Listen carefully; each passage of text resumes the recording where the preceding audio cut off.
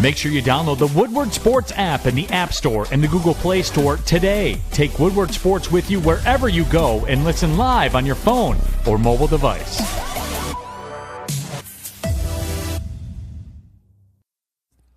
Good morning, everybody. Welcome to the Morning Woodward Show here on the Woodward Sports Network, the first official Monday show after an NFL Sunday. My God, I've been waiting for this for 6-7 months, Jeff. Good morning, bud. How are you? Good morning. How are you? And what a game to recap, too. Oh, yeah. I mean, we got a jam-packed show today.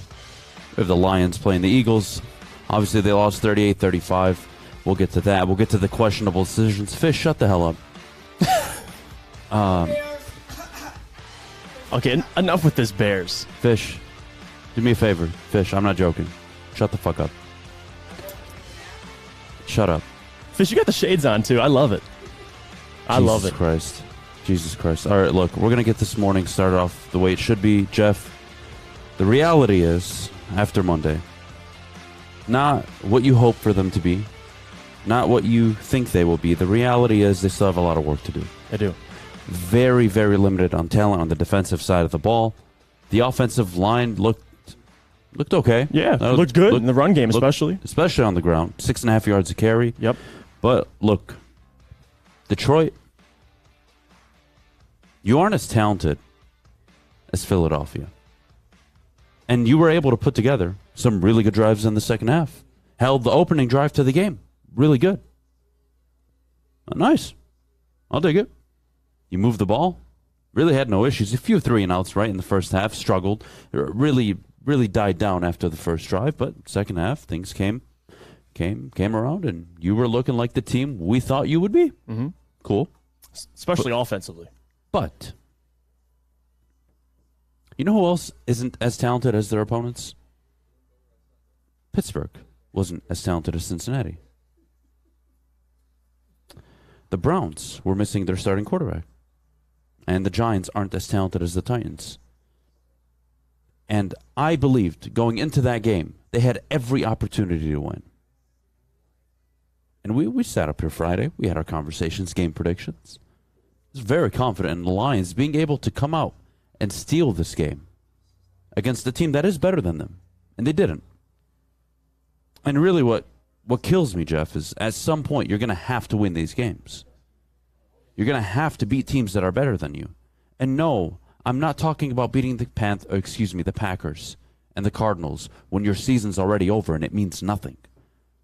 I'm talking about you're going to eventually, under Dan Campbell and this staff and this quarterback and this team, you're eventually going to have to win these games early in the year when it matters, when there is still hope for your season.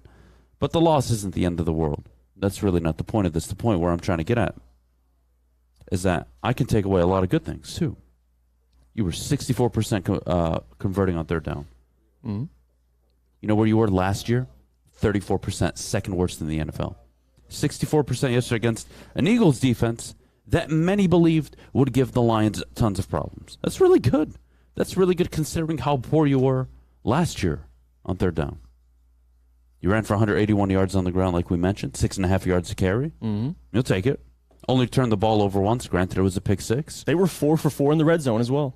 Pretty clean game. There. Yeah. Pretty clean game, but again, second half, 38-21. You're down 17 again. 31-17 prior to that.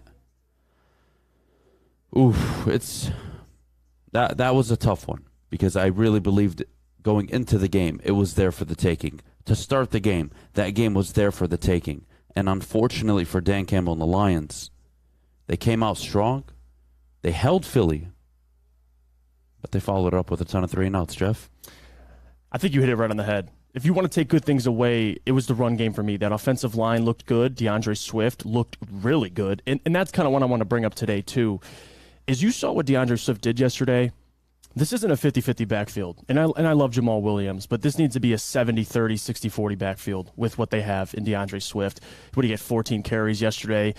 Jamal was pretty much right behind him with 15 and 11. It's got to be more like 20 and 8, in my opinion. DeAndre's special, man. 15 carries for 144 yards. He's really, on this offense, I mean, we talked about TJ or DeAndre Swift. DeAndre Swift is the center point. He is everything. He's the thing that makes this offense go. And yesterday, Jared, I get it. People want to bring up the pick six, which was detrimental to this team and to what they were doing yesterday because he ended up losing by 3. But there was a lot of other things that stood out to me in that game, Adam. Specifically, the decision making from Dan Campbell. A lot of questionable decisions, which we're going to get into later. But overall, I mean, before the game, I thought Philly was the better team, and after the game, I think Philly's the better team. So it's not like I'm shocked. I'm actually surprised how well the offense played. I had them scoring 24 points. They scored 35. Well, so context a little bit. Context matters, but still, to go 4-4 in the red zone for this team, and they don't have Jameson Williams yet, I mean, it's impressive to me. Defensively, listen, I didn't have anything answered. We talked about it all week. The defense is unproven. They're not very talented, and there's a lot of guys that need to step up, but also you have a lot of inexperienced guys like Aiden Hutchinson. Had half a tackle yesterday, struggled. Or 2 days ago, excuse me. Malcolm Rodriguez looked good, but again, it's the inexperience. Jeff Okudah played solid, but they just don't. They're lacking that star power on defense. They just don't have it yet. So I'm not shocked by what I saw yesterday, but it was a hell of a way to start game one, and I think they just got shocked by Jalen Hurts and his elusiveness. I mean, listen, running a quarterback. Like, when they face Carson Wentz next week, I think they'll be way better. But Jalen Hurts gave him problems with his legs, man. Well, you know what? Lamar didn't. And I remember this point last year, after the Baltimore game, the praise we were giving Aaron Glenn for the game plan they put together for Lamar Jackson and the Ravens. And, you know, it's funny. One of my takeaways from the game was there was no pass rush. And right away, Jeff, everybody, what game were you watching, Adam? What do you mean? We put tons of pressure on the Eagles. Did you? Did you? What I saw was a lack of discipline on the defensive line, lack of containment. Look, if Matt Ryan, Jared Goff is standing in the pocket, be my guest, go downhill, vertical, be my guest, be as aggressive as you want on the defensive line. Right. When Jalen Hurts is the opposing team's quarterback, you have to play. I don't want to say conservatively on the defensive line, but you have to play smart. You have to understand that when you go so vertical, and that's the thing, TV can be so deceiving, Jeff. You see your edges, right? They're getting upfield. They're getting quote-unquote pressure. But all it's doing is opening up 2 seams for Jalen Hurts to decide where he's going to go, instead of forcing him to stay within the pocket and beating you with his arm. I saw a lot of undiscipline. Some of the coaching decisions we'll get to at 8:15, specifically the onside kick, the timeout. Yeah. We'll get to that at 8:15. 8:30, J.J. McCarthy. Ladies and gentlemen. Damn, he was near J.J. perfect. McCarthy. Jeff Okudah actually had a good game, by the way. Yeah, he did. DeAndre Swift, phenomenal game. That's funny. You know, we talked about Swift going into the year. 1,000, you know, all the hype. My goodness. Explosive.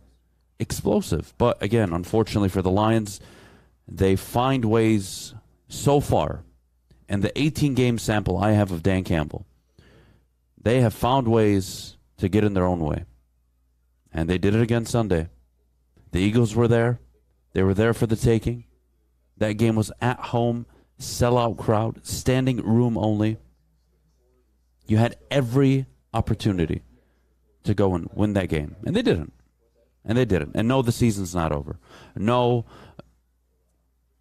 go home and just never watch another game. No. We're not doing that this morning. But, my God, those are the games that dictate you winning a division or being a wild card team. Mm-hmm. You being a wild card team and missing the wild card. Like, those games matter.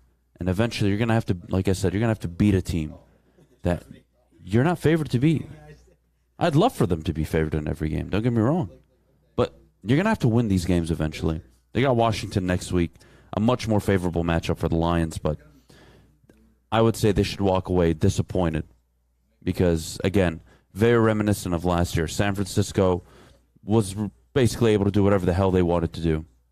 And all of a sudden, a spark in the second half.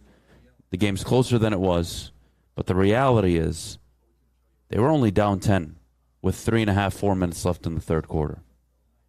When they went for that onside kick, which we'll get to, And it's not just game You gave one, them too. a short field. You gave them a short field. They go and get 7. You follow it up with 7, and you're just chasing your own tail at that point. You have faith in your defense. We'll get to the decision, but again, stay out of your own way. I'm not asking you to make a rocket science decision every week. Just do me a favor. Don't throw the game away for your team. And you kicking an onside kick, giving them basically the ball in midfield. 1 first down gets them into field goal range. What are we doing here?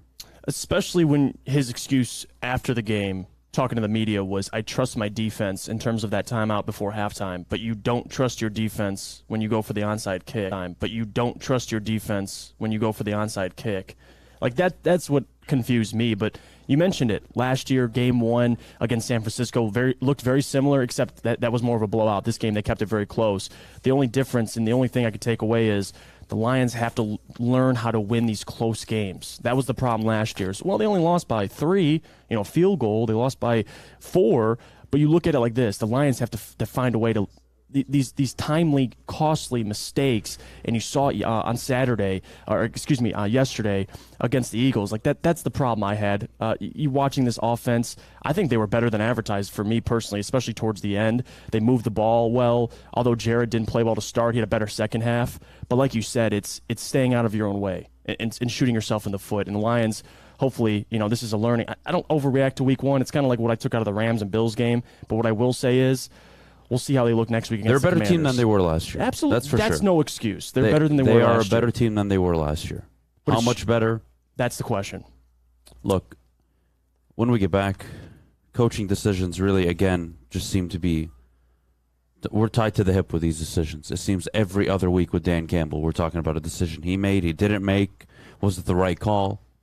We'll get to that in just a bit. But we are live from Feldman of Chevrolet out in Novi on a beautiful Monday morning. Jeff, I am very, very excited. But before we take a quick break, you need to tell everybody at home about our good friends over at Big Boy. Yes, guys, for a limited time only, all new burgers and loaded fries at Big Boy. And it's not just the Slim Jim. It's the Big Jim. The chili cheese is such a tease. Guess what else is new? The Bacon Blue. How about upgrading those fries? You got the chili cheese fries, you got the baked potato fries, or the nacho fries. Satisfy those taste buds at Big Boy. Life is full of hard choices. We're here to make one of life's biggest decisions as simple as possible. My name is Christina Gennari, and for over 20 years, I've helped hundreds of families buy and sell homes. We cover all of Metro Detroit and more, from large luxury homes to starter homes. We will work hard to make sure that you get the home of your dreams. So if you're in the market today or even thinking about buying or selling in the future, make the obvious choice. Christina Gennari, the obvious choice in real estate. Visit us at soldchristina.com today. Fellas, let's be honest. We like things to be easy. We like simple stuff, like sports 7 days a week. We like things uncomplicated, like Lady Jane's Haircuts for Men. Open 10 to 8, 7 days a week. Walk in anytime. Sign in, sit down, watch your favorite team play, and before you know it, your hair will be game ready. Open 10 to 8, 7 days a week. Walk in anytime. Lady Jane's Haircuts for Men. It's wicked awesome. You're an ugly guy, and that's okay because you've outkicked your coverage with your significant other. Well, that's good news for you. Their hotness and your notness could get you front row tickets. The Woodward Sports Network is giving you a chance to sit front row for the Detroit versus Washington football game. That's right. We're looking for the ugliest guy and the hottest girl. So fellas, come on. If you know you've outkicked your coverage, here's your chance. Post a pic of you and your superior-looking partner on Twitter or Instagram with hashtag Woodward Front Row. Follow us and tag at Woodward Sports. Hurry, because we'll be selecting a winner September 16th. We can't wait to see you. Well, her. From the network that always outkicks the competition. Woodward Sports.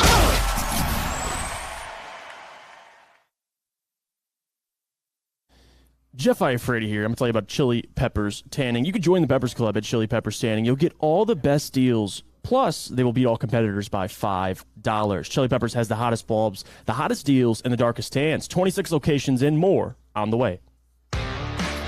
All right, we're back here on the Morning Woodward Show, live from Feldman Chevrolet of Novi. Jeff, the Lions lose to the Philadelphia Eagles 38-35. Dan Campbell, again, at the center of attention. Mm-hmm. Look, man, coaching decisions, again, just have me scratching my head.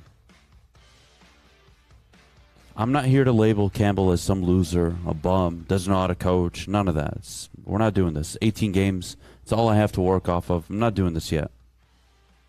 Well, what I am here to do is ask, what am I seeing that you aren't? Or what are we seeing as a group that he isn't? What's the deal?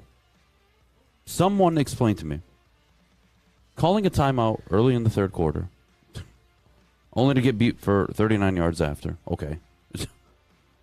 Very reminiscent of what happened in Baltimore last year. You sack Lamar Jackson. The offensive line and Lamar Jackson are gasping for air. They're winded, long-winded. And you call a timeout, which follows up with them converting a fourth and goal, very, very long. That sets up a record 66-yard field goal. Didn't learn from that mistake. The onside kick? Are you kidding me? You know what's the percentage of onside kicks that were recovered last year, Jeff? 3 for 9 for the Lions. No. In general? For the NFL. Oh, I don't know off the top of my head. Give me a percentage. Probably 20, 10. I wish. 10%. I wish. 10%. 3 of 79 last season were recovered. Yeah, okay. Well, there you go. 4%. 4%. You quote Dan Campbell, by the way. I'm quoting Dan. Quote, wanted the ball back. Bro, get your defense to do it. Which, by the way, your defense in the fourth quarter gave up nothing. 0 points. 0 points. I'm not sure how, quote, having faith in your defense means you set them up for failure again. Teams are not... Guys, these players are on special teams for a reason. They don't turn their heads right before you kick off like, oh, I'm assuming he's going to kick it deep. They're all prepared for this, and you have a track record of doing it. So you don't think of the Eagles all off season. Now, if you catch a team off on a short week or 4, 5, 6, 7 games into the year, we're having a different conversation. Week 1, when all you've had to do is prepare for the Eagles and vice versa for them. Mm-hmm. You think they didn't expect a fake punt, a fake field goal, maybe an onside kick, depending on when the game and where it was? So frustrating. And to do that onside kick, not only with the odds of success being beyond pathetic to even consider it, all the analytic people, you set your defense up for failure. 1 first down, boom, they're in field goal range. They go down and get 7. All you do is what? You do nothing, actually. It was just another bonehead decision. And I'm not for it. And again, you're trying. We're trying to win the game. All this crap. I'm so tired of it. I am already exhausted. And we're 1 game in. Not because it didn't work. Not because, if they recover the onside kick, nobody has an issue. No, it's not how life works. No. What were the chances? Last year, 4% of the onside kicks were recovered.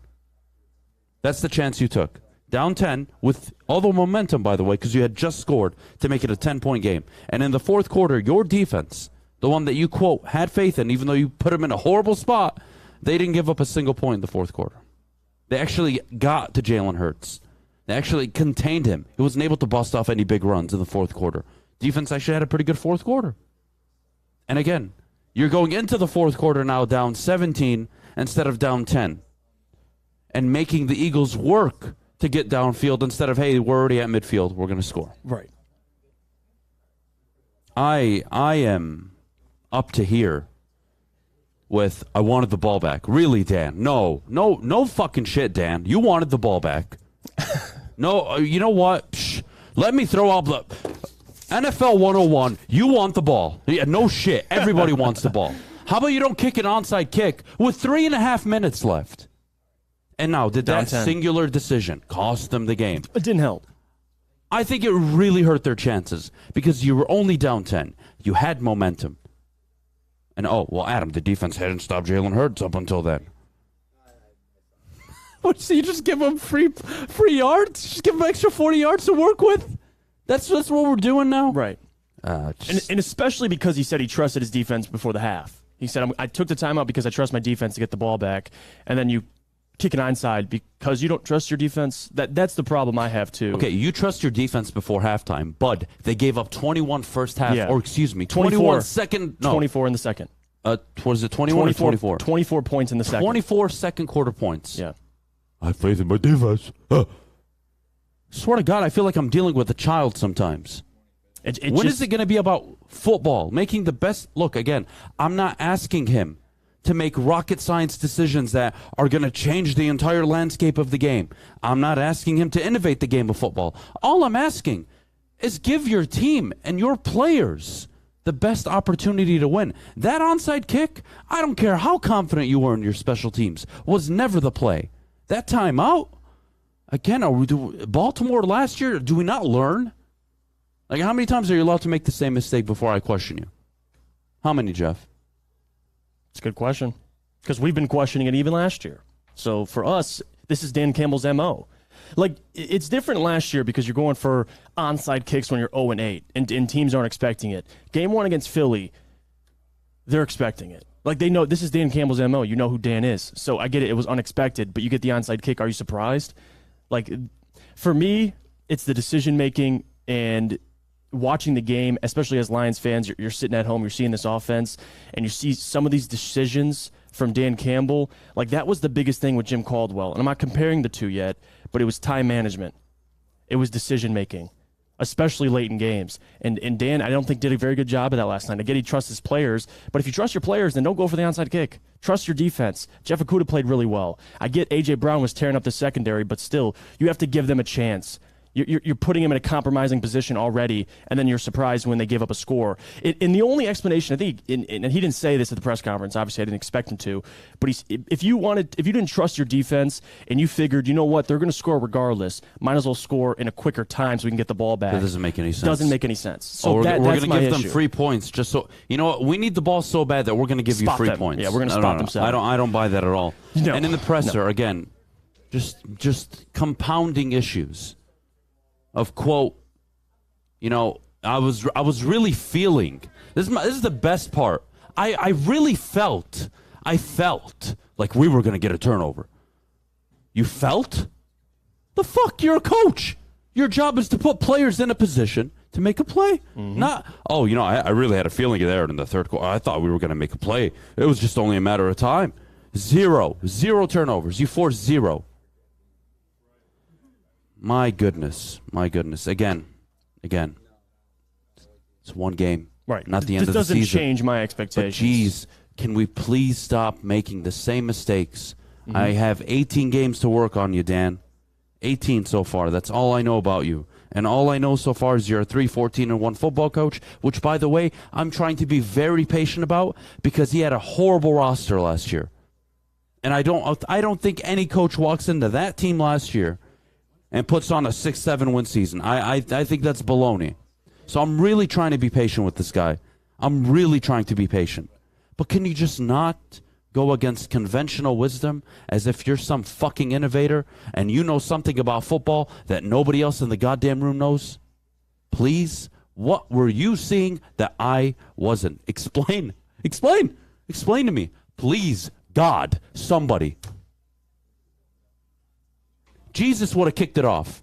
Moses would have kicked it off. My mother would have had them kick off. No one's going for Dan that. Campbell. Dan Campbell. Onside kick. Let's do it. So tired of this. And again, not calling for this guy's job. No. He's fine. No. It's early. Again, they got Washington coming up, Minnesota, Seattle, New England. Dallas isn't going to have Dak Prescott for that matchup. You have games coming up that you have an opportunity to win, just like Philly. You had an opportunity, and you didn't take it. You have to take your opportunities in this league. I don't want to have to sit up here 4, 5, 6, 7 weeks from now talking about a 1-win football team. Please stop getting in your own way. You guys are much better than you were last year. DeAndre Swift healthy is a problem. Love it. Goff and the offense really looked sharp in the second half. That's what you expected out of them. The defense needs to clean it up. But I'm tired of the same old answers and the same old decisions. Come on. Don't make me have to come up here on a Monday and question your decisions. That's the worst thing in the world. And not because they don't work, but because they don't make sense. I have total faith in my defense. So on the 97% chance that this fails, I trust them to make a stop at midfield. And you hadn't stopped them all game. Boy, your idea of faith in your defense. I have more faith in my mother lining up at linebacker right now for this football team than your players. Pathetic. And Aaron Glenn's going to get a head coaching job, guys. We're so lucky here in Detroit. We got Ben Johnson. We got Aaron Glenn. Aaron Glenn is going to get a job next year. I wouldn't hire Aaron Glenn if my fucking life depended on it. You kidding me?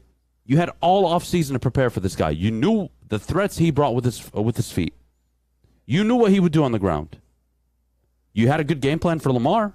Nothing for Hurts. No discipline on the pass rush. No containment. Your team looks slow. And again, talent. They are less talented. Yeah, and I think that's the big thing defensively. I'm sure they game plan for Hurts, but it's different from game planning and actually having the ability to go out and execute because of your personnel. I just think I talked about it earlier. It's an inexperienced defense. A lot of guys have to learn. I mean, you could game plan, but seeing Aiden, Malcolm Rodriguez out there, I mean, they struggled, and expectedly so. So for me, it doesn't take away my expectations. I mean, despite we can question Dan Campbell's decisions, but it doesn't really change what I thought. I thought this team would still lose. I picked them to lose 31-24. They lost 38-35.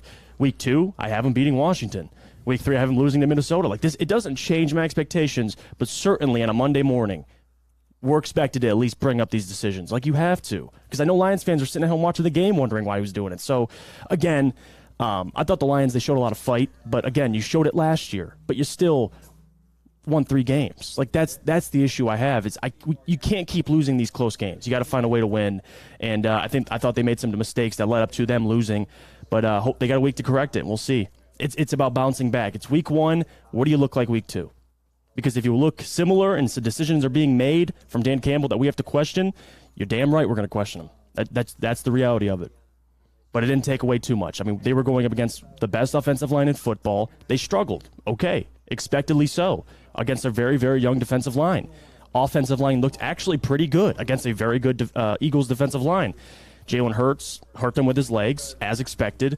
We knew they'd struggle, especially with mobile quarterbacks. But just the fashion in which they lost, the decision-making, especially from a coaching decision, and Jared Goff as well, throwing a pick 6. There's a lot of things that a lot of dropped passes. Apparently, TJ ran the wrong route on that pick 6. Like, there was a lot of miscommunication. We'll blame it on week 1, but again, we're going to question these decisions Dan's making. All right, well, we're going to take a little bit of a break from the Lions right now. We're going to move on to Michigan football over the weekend. J.J. McCarthy absolutely shining against Hawaii. Made some throws. Oh, he did. We'll get to all that and more in just a bit. But, Jeff, I have to ask you something. What would you rate your girlfriend? Oh, 10. 10? Maybe 11. All right, what would you rate yourself? Solid 8.5. All right, well, I'll tell you what. We're giving away a chance for you to sit front row for the Detroit-Washington game. That's right, we're looking for the ugliest guy and the hottest girls. So, fellas, if you've outkicked your coverage, here's your chance. Post a picture of you and your superior-looking partner on Twitter and Instagram with hashtag Woodward Front Row. Follow us and tag us, of course. And hurry, because we'll be announcing a winner on the 16th. It took exploring 50 different formulas and hosting countless taste tests, but we believe Gypsy Vodka is the smoothest vodka on the market. Don't believe us? Ask the owners. We're Mike and Adam Kazanowski with High Five Spirits Distillery. We're in close to about 1,200 locations throughout Michigan. We wanted to create a brand that was geared more towards freedom, love, adventure, and at the end of the day, we really wanted to tell a story that inspired other people to take risks, follow their dreams, whatever that might be. New to the game or a season better? OddsTrader.com has everything you need to make the right bet ahead of kickoff. Begin your handicapping journey with OddsTrader. Improve your edge by finding the best price on every game from sportsbooks in your backyard. Take advantage of the numerous sign-up bonus offers to pad your bankroll. Dive into key game statistics, player performance, and even account for the projected game day weather. Best of all, you can use the OddsTrader bet tracker to keep a log of your action. Welcome to OddsTrader, and best of luck. The only sports network in Detroit that starts with a W. You know, because we win. Woodward Sports, Detroit's winning sports network. Listen, guys, I got to tell you about our friends at the Academy of Warren, because if you're interested in expanding your career and making a difference in your community, the Academy of Warren, for professionals, they have a passion for working with students in the K-8 departments and more. For more information on how to apply, call us at 586-552-8010. We are the Academy of Warren. All right, we're back here on the Morning Woodward Show, live from Feldman Chevrolet of Novi. Jeff, J.J. McCarthy. As advertised. Oh, goodness. All right, where do we start? 11 of 12, 229 yards, 3 touchdowns, 0 interceptions. He only ran the ball once for 16 yards, and I hate to tell you I told you, but I did. I told you so. I did. And I'm sorry. But not only was it me, though. It's not just me. I'm not the sole person.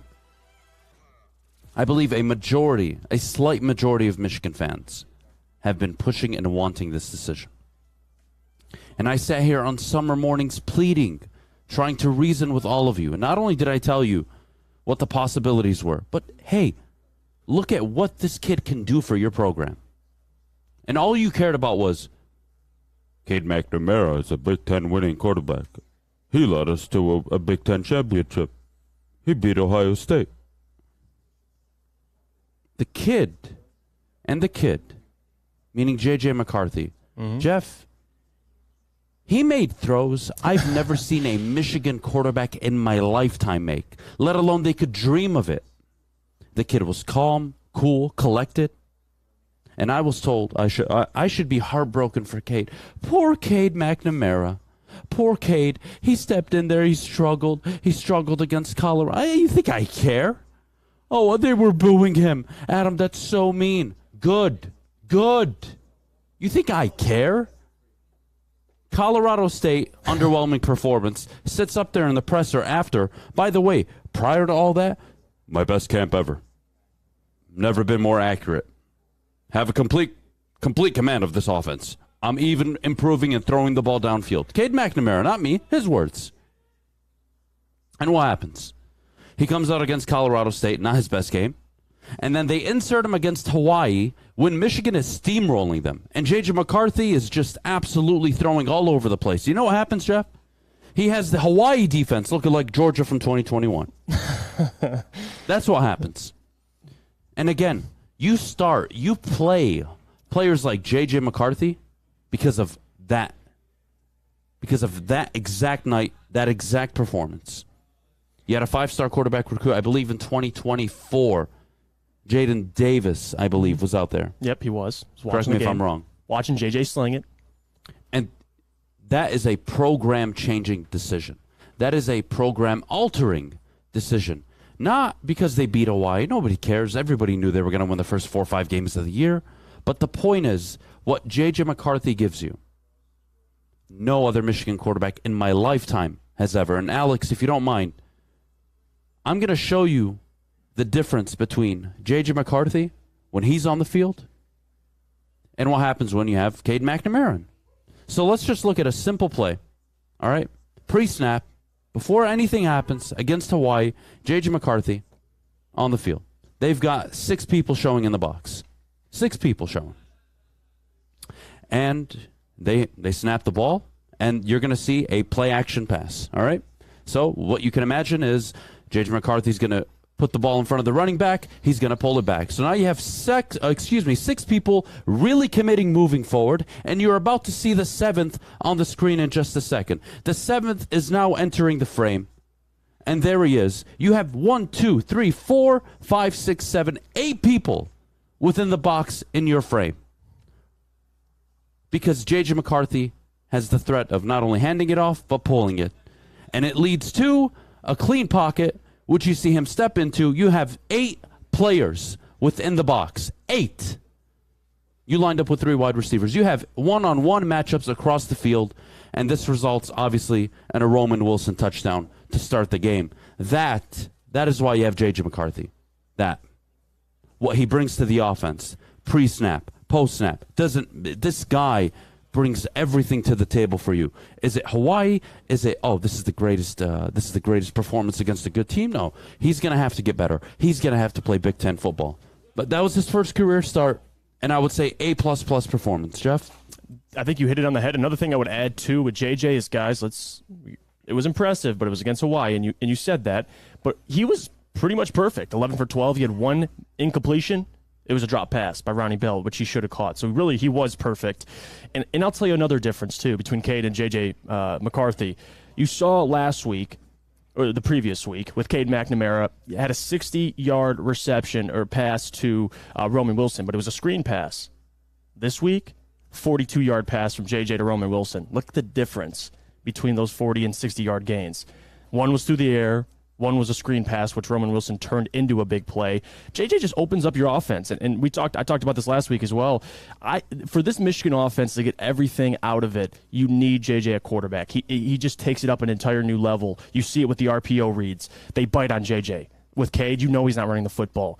And not only can JJ kill you with his legs, dude's got a hell of an arm. I mean, you saw every pass he threw against Hawaii, and I get it's Hawaii. They're not very good, but it was on the dime. It was perfect. And then Cade got in the game, and he struggles. And I'm glad Jim did that. We asked that question on Friday. Who's going to be in the game if they're up by 40? It was Cade, because Jim wanted to see, all right, Cade, go out there, play against Hawaii, and he struggled. And there you go. I think that answers your question. He is your future quarterback. He's the quarterback for the rest of the season. And honestly, I'm curious to see how much he gets better, because you still got to play Michigan State. You still got to play Ohio State. But I'll tell you this, J.J. McCarthy in that game gives them a better chance to win against Ohio State. I really believe that. I think Michigan's more of a complete team than Ohio State. I think offensively, Ohio State is a juggernaut.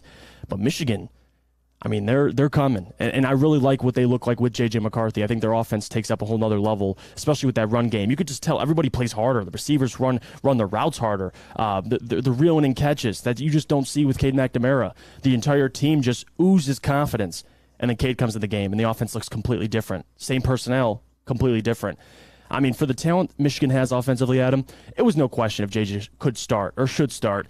It was a matter of go out and prove it to me. And he did it. He played absolutely damn near perfect. So it's his job to lose, and we'll see how he looks. I'm excited to see him against Michigan State and Ohio State, because I really do think he takes them up an entire new level, and we'll see. Can we agree that there's a significant difference in Michigan's offense when JJ and Cade are on the field at different times? Yeah, one's more explosive, one is pedestrian.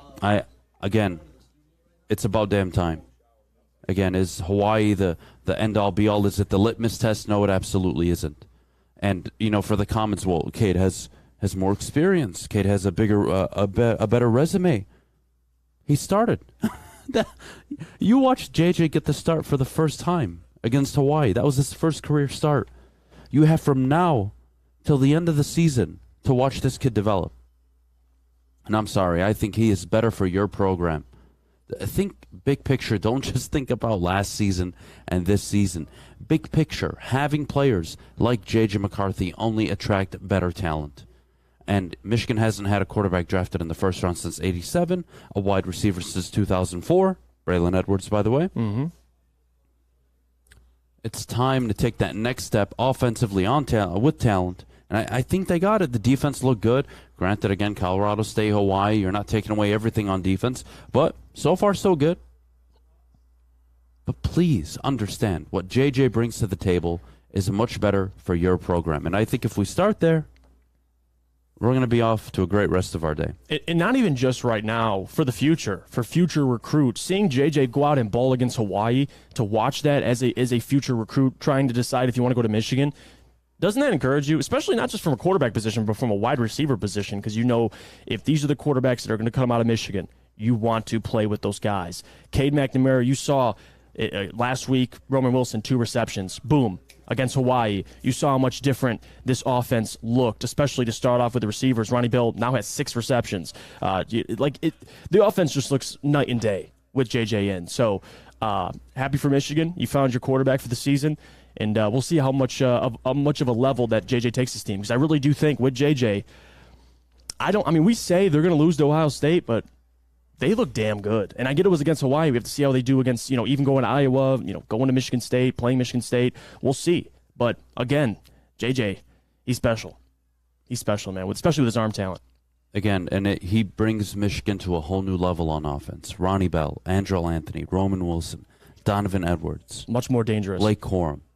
They become so dynamic on offense. Again, I'm not telling you to go full air raid here. You can still have a very core foundation of running the football. That's great. Absolutely. That can absolutely be a very big part of your offense. But don't sit here and tell me that Cade McNamara could have made any of those throws. Any of them. The one he made, running out of the pocket, rolling out before he committed, pulled it back, and threw it to the corner of the end zone to Cornelius Johnson. That throw alone. How many quarterbacks in college football right now make that throw? 3? Maybe? Caleb Williams? Bryce Young? C.J. Stroud? Maybe? Anybody else? Anybody else? You're getting down to the guys like J.J. McCarthy. I mean, his arm talent is one of the best in college football. Like, you could see. And I get it's against Hawaii. It's not really what they were doing defensively.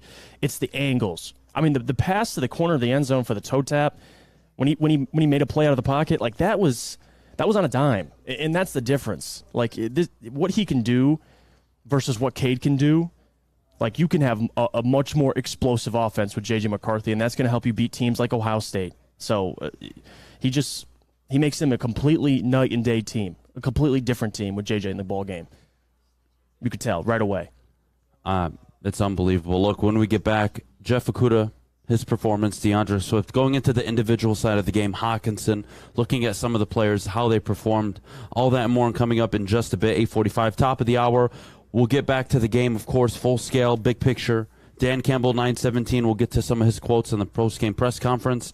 College football at around 9:30. And then, of course, final takeaways from the Eagles-Lions game towards the end of the show. But, Jeff, before we go, I got to tell everybody home about our good friends over at Planet Fitness.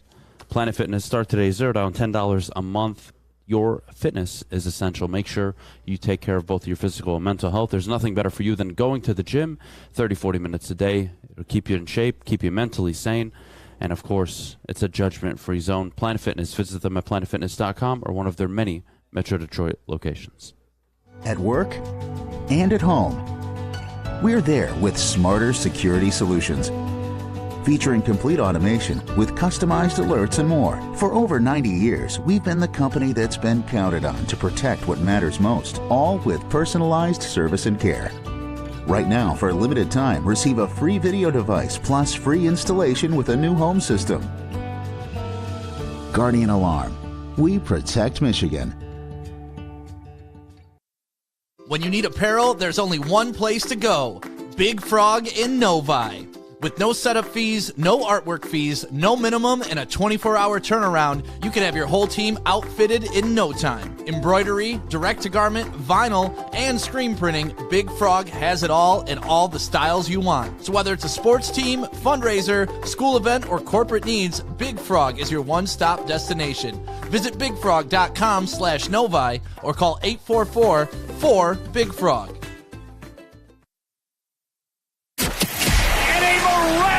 Catch. Follow us everywhere. Just search Woodward Sports on YouTube, Facebook, Twitter, Twitch, IG, and more.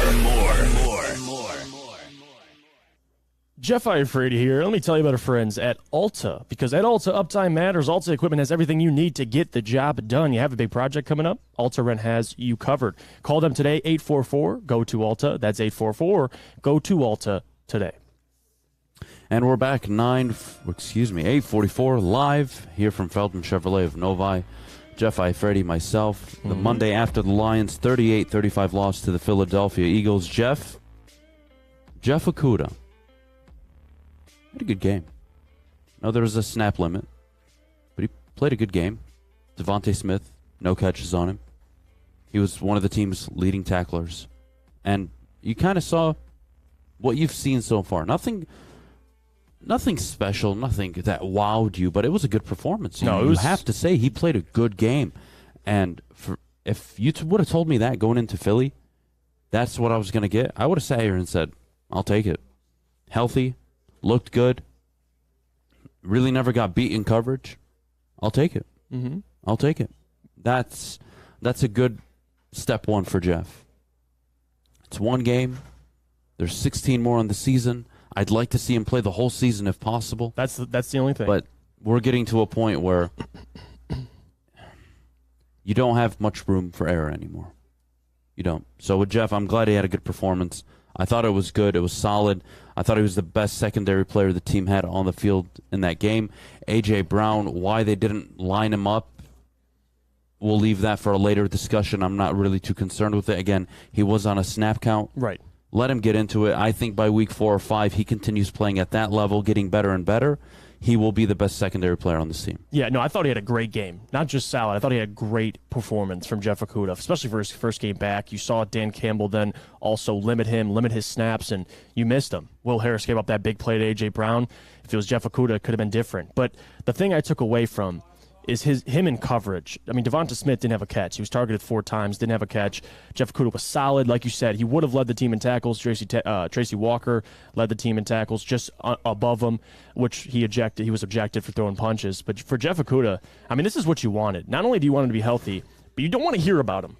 If you're not hearing about Jeff Okudah, that's a good thing. I mean, we could talk about Jeff Okudah in coverage last year at times, or the year prior getting burnt, and we've had these discussions on the morning show. But I thought on yesterday, Jeff Okudah did a good job. I mean, he really did. For a guy to come back off an Achilles injury like that, and I know he's been working hard in the offseason, fighting for Will Harris over that second cornerback spot as opposed to Amani Warrior. I thought he came out and showed out against a very, very good receiving core in the Eagles. So you couldn't ask for anything more out of Jeff Okudah, in my opinion. It was a good performance, but the guy who had the game, who was probably the team's player of the game, and it wasn't even close, DeAndre Swift. Yeah. My goodness, Jeff. Fantasy football owners, I'm sure, really happy with DeAndre Swift, but he was explosive. He didn't go down easily. He was decisive, too. That was the thing I noticed. And look, we paid attention. We all watched Hard Knocks. We all saw Deuce Staley's concerns with DeAndre Swift taking, quote, the easy way out, not being greedy for yards. Oh, he was greedy for yards. He earned every yard on Sunday. Hell of a performance. I thought the best performance of any Detroit Lion. That was his ceiling. That's the player he is. 3 catches out of the backfield, 31 yards. That's what you expect out of DeAndre Swift. 100 yards on the ground, phenomenal. I mean, he was just explosive. Started the game, first carry, what did he go, 50, 60 yards? Mm-hmm. Hit a 50-yard run. It was a great start to the game. Again, just looking back at the game now, unfortunate because they really put themselves in a position to win. They really did early on. You do what every team wants to do. Your first possession, go out and get points. They did it. Stop the opposing team. Boom, turnover on downs. But then it was the 3 and outs. But DeAndre Swift, Jeff, happy? Oh, I'm happy. And I said this at the beginning of the show. I'll say it again. I really do believe that this backfield, as of right now, they're still treating it like a 50-50 backfield. I don't think it is. I think DeAndre Swift, it needs to be a 70-30 backfield in terms of carry share. I mean, you got to give DeAndre Swift, I thought, and I get it's his first game, but you got to give him 20 carries. I mean, he was hot yesterday. And, again, for a guy who is as deadly as DeAndre Swift is, and for a team that's lacking a true superstar, I think DeAndre Swift's the closest. And we talk about offense. It's going to be run through DeAndre Swift. Him in the pass game as well. He caught 3 balls for 30 yards. I just thought he was solid. And you talk about what he did in the run game. We talk about this offensive line being the strong suit on offense. DeAndre Swift's running behind that offensive line. He showed out. 144 yards on 15 carries and a touchdown. We'll take that. And I said it. I think he'll go for 1,000 this year. I know he wants 1,000 and 1,000, which I don't think he'll get. No. But no question, rushing, he's going for 1,000 yards. I mean, he's dynamic. Just has to stay healthy. And look, man, let's just be honest. There were good things you can take away from this football game. It's not all doom and gloom. It's not that they just lost. No. There were some really good things that happened. St. Brown continued where he left off last season. I believe he tied T.J. Hushmanzada for the all-time NFL record of games with 8 catches, 65-plus yards, and a touchdown. Yeah, he's a reception consecutively. machine. So he's there. He's producing. That's a good sign. DJ Chark came on lane. He's really struggled early. Really struggled catching the ball early. The team had 17 drops. I mean, again, we'll get to the clean it up comments. They had to clean it up. That game was there for them to take. But the fact that you got a good performance out of Jeff Okudah, a great performance out of DeAndre Swift, another very good performance out of St. Brown, you're looking at this team. Jared Goff wasn't punished. You know, and that was a formidable front 7 from Philly. And what was the thing we talked about going into the game?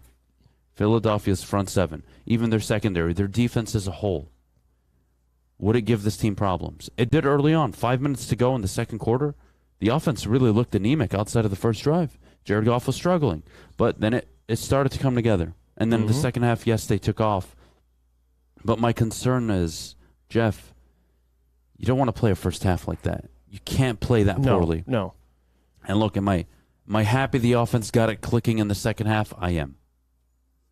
But you will not win many football games playing the way you did in the first half on offense, especially with the defense you have. And I think another thing to add to that is the more you get DeAndre Swift going, and he can be as dangerous as he was on Sunday against the Eagles, that's going to open up a lot more for Jared in this pass game too, because before, not a lot of teams, you knew you had a game plan for DeAndre Swift, but if he's playing like this, you're going to have to really game plan for DeAndre Swift. And now Jared Goff's going to have more plays, especially you saw the throw to DJ Chark late in the ball game, and we'll see what Jamison Williams comes back. But DeAndre opens up this offense. And I said this on Friday, what I say, the key to win for both teams is to what? Run the football. And both were. And both were. They both ran the football. Obviously, you lose by a field goal, but good to see the run game getting going. That was the big thing for this Lions team. Leaving off from last year, running the football and getting Jared Goff in easier situations. You got to make less mistakes, as they did. But the run game looks really good. Offensive line looked really good, even without a guy like Vaitai, who didn't give up a sack last year. So you got to give credit where it's due. Run game looked excellent. Jamal Williams did what you expected him to do. 2 touchdowns. Goal line opportunities, granted, all set up by Swift. But I think that's the 1-2 punch you want, though. I'm not mad at all. Maybe if you're a DeAndre Swift fantasy owner, you're mad. But I don't think any Detroit Lions fan is upset this morning. I played him, so I'm a little upset. Hey, get over it. Did you win, by the way? Yeah, I did. I whooped Spencer's ass. You know what? Speaking of Spencer, give us 1 minute. Uh-oh. We're going to call out Spencer. No, that doesn't mean much. Stick took down easy. That's like me beating Fish. Heavyweights are lost. 0-2 this week. Yeah. Spencer got his ass kicked. He lost 156 to 84. So, sorry, Spencer. You had Justin Jefferson, though. I had Justin Jefferson, Josh Allen, Antonio Gibson, Travis Kelce. You guys have no chance. You fucking losers. I can't wait till I play you. You guys have no chance. Talking crap all week. You guys have no chance. One more player I did want to discuss on the offensive side of the ball. We have to.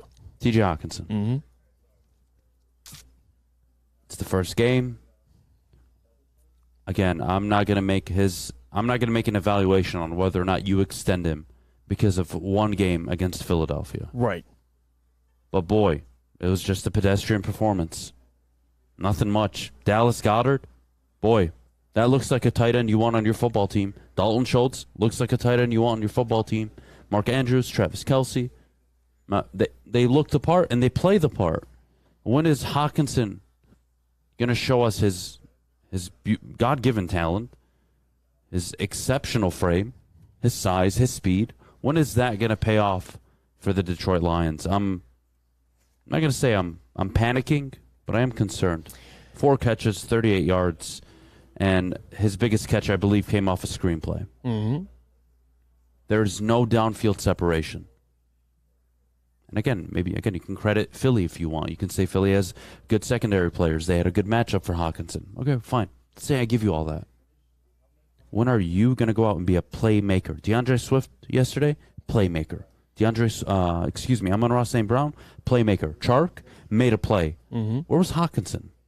He had a good catch that almost was ruled incomplete, but other than that, to your point, I mean, he had 7 targets. He only caught 4 balls.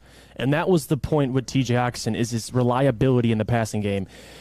And in 7 targets, you caught 4 balls. I get it. It's the first game. I'm not going to overreact. But for TJ, it's not even just in the passing game. It's the run blocking. Like, he struggled yesterday in the run game. And that's the thing with TJ. To stay on the field, you can rely on him as a run blocker. He struggled. You're expecting him to get better. And in the pass game, he has to be much better. But it's not all just him. It's Jared Goff. It's the entire offense.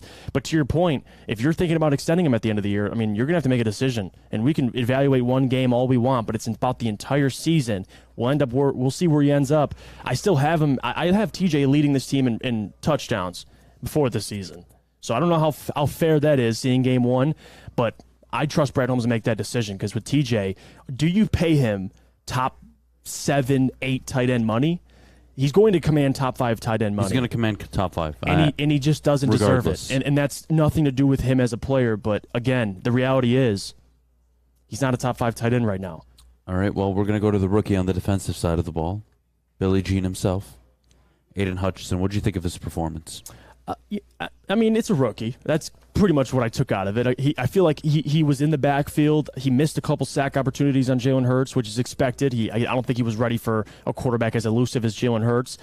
He was facing, in my opinion, the best offensive line in football. So there was it was the welcome to the NFL moment for him, and he has no choice but to get better next week against the Commanders. You watch the Commanders and Jags game, Trayvon Walker had a sack against Carson Wentz. So I'm expecting an interception. And an interception. So with facing the Commanders, I'm expecting Aiden to play much better. I just think he struggled with a mobile quarterback, but we'll see. It's his first game in the NFL. It was at home, in his hometown. I'm not going to take too much from it, but no doubt he looked like a rookie. So he's going to have to improve on that, no doubt about it. But I'm expecting game 2 against the Commanders. I think he'll get a sack. I think what you can label his first game as inexperienced. You saw the motor. You saw pressure at times. But again, we can go back to it. Undisciplined pressure. He let Hurts go by a few times where, look, I know Hurts is shifty. I know he's probably one of the 2-3 best, most mobile quarterbacks in the game. Right. You got to make those plays. And again, first game, rookie. Yeah. I got to kill him. That'll come from experience. But that was his game. It was pedestrian. There was a lot of good and a lot of bad, and it kind of just all balanced out. I'm not going to take away too much from Aiden Hutchinson's first performance. I'm not too worried, but he was able to go. He was able to. Let's put it this way. He was able to get into the backfield. Yeah, you just couldn't catch him. Well, not only that, it was an undisciplined pass rush. When you're lining up on the edge, especially with a mobile quarterback like Jalen Hurts, there has to be more responsibility, understanding of what your job is with a contain, and that wasn't the case. But I'll tell you what, top of the hour coming up shortly. We have concerning performances with a few individuals, coaches, and players. 9:17 Dan Campbell's presser. 9:30 college football, Notre Dame. Marshall! Oh, you Notre Dame fans.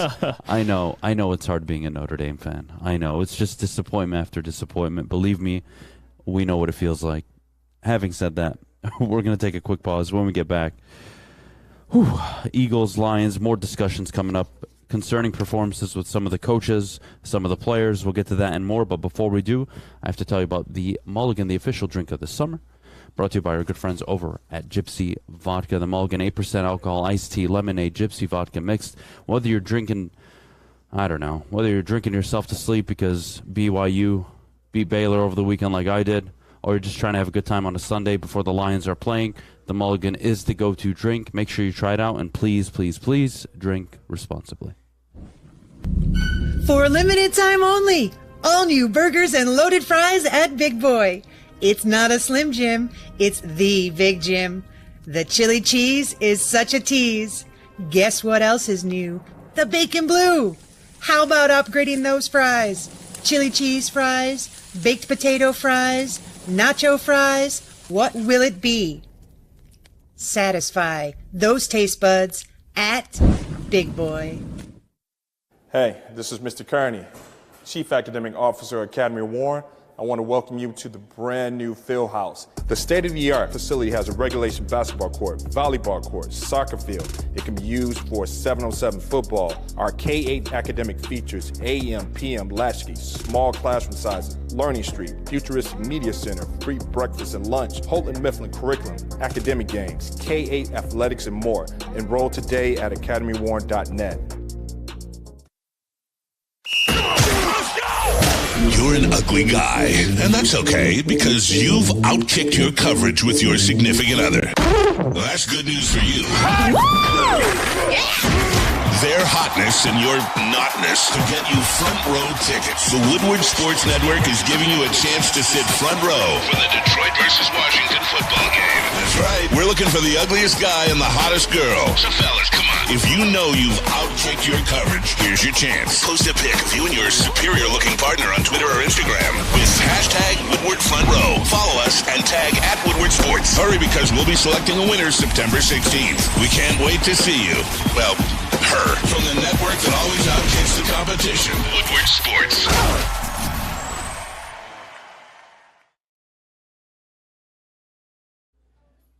Let me tell you about our friends at Big Frog, because you can get a free Woodward Sports t-shirt. That's right, a free Woodward Sports t-shirt all month long at Big Frog and Novi. Just stop in, tell them we sent you, and they will print one out for you on the spot. Go to Big Frog and Novi today, get your free t-shirt, or visit them online at bigfrog.com/Novi. All right, we're back. Top of the hour, brought to you by our good friends over at Bedrock Detroit. Jeff Iafrate, myself. Jeff, I want to get to Dan Campbell for a little bit. He said, "We got to clean it up. We got to clean up a lot. All right, we got to clean up. We got to clean up a lot. Or excuse me, we got a lot to clean up." Yeah, and it's one game. I'm not gonna sit here and say your season's over, Lions fans, or there's nothing coming for you. You got Washington. Mm-hmm. Good luck with Minnesota, by the way. Kevin looked pretty damn good. I'm just saying, but early still. You have Seattle, who probably are going to get pummeled tonight. Mm-hmm. You now have New England, who has Matt Patricia as their OC. Miami handled them easily. No threat on offense in New England. And then you have a Dak Prescott-less Dallas Cowboys, who really, their wide receivers couldn't get any separation. I'm not too concerned with any game you have coming up outside of Minnesota. And what does that mean? It means you have opportunities to win football games. And I'm not saying that as in any given Sunday you can win a football game, guys. Let's pick it up a little bit.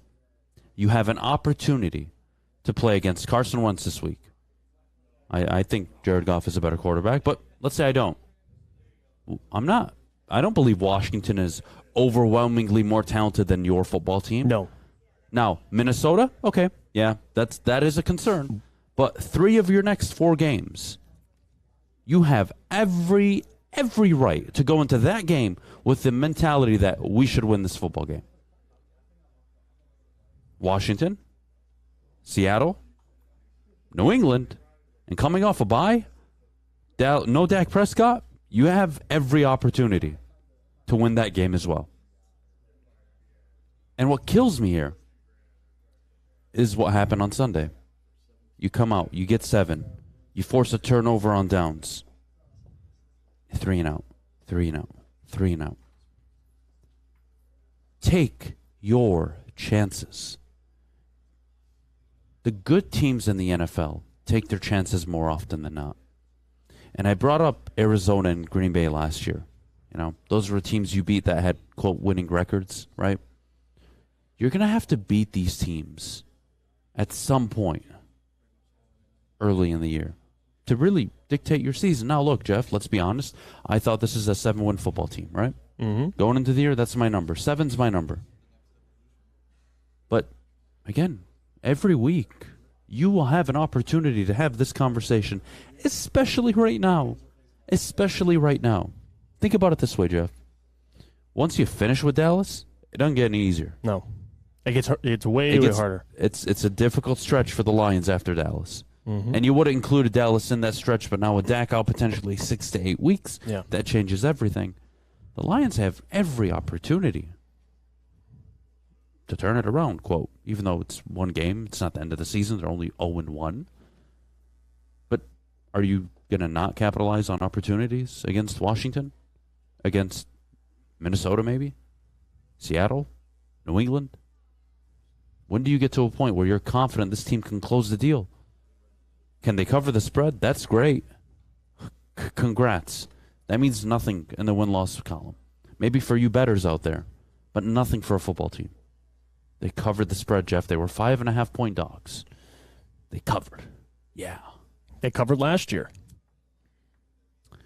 Dan Campbell said something interesting. I don't know what your thoughts are on this. After the game, he said, one of the positives that we took away was we played some of our worst football and only lost by 3. And I was a little frustrated. But then I came around on it. I said, you know what? That actually there's some truth there, but there's also some really context matters. Context matters, sure, but there's a lot of concern there because I'm not saying the defense giving up 38 every game, but is the offense giving you 35 every game? No. I don't think so. So against Washington, you're looking at a 24-23, 24-20 football game. and you better be on the opposite side of that. Jeff? Before I start, Alex, could you put a poll in the chat? Could you put a poll asking people if they're encouraged or, not encouraged by the Lions' loss? Because shout out to Mark Royal.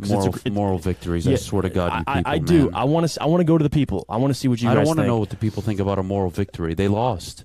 Well, they could be discouraged. So that's why I want to go to the people. And I want to say right now about Dan Campbell, about the next 3 games.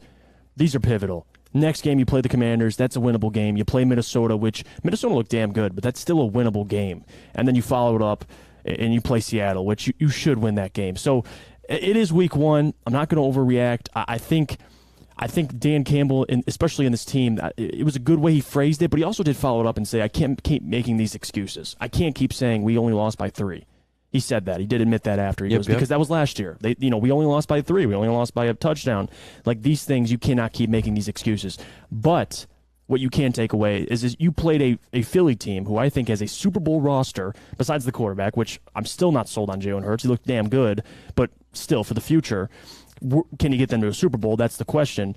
But it's not just week 1. I'm looking at week 2, week 3, week 4. I want to see how this team progresses and how they get better.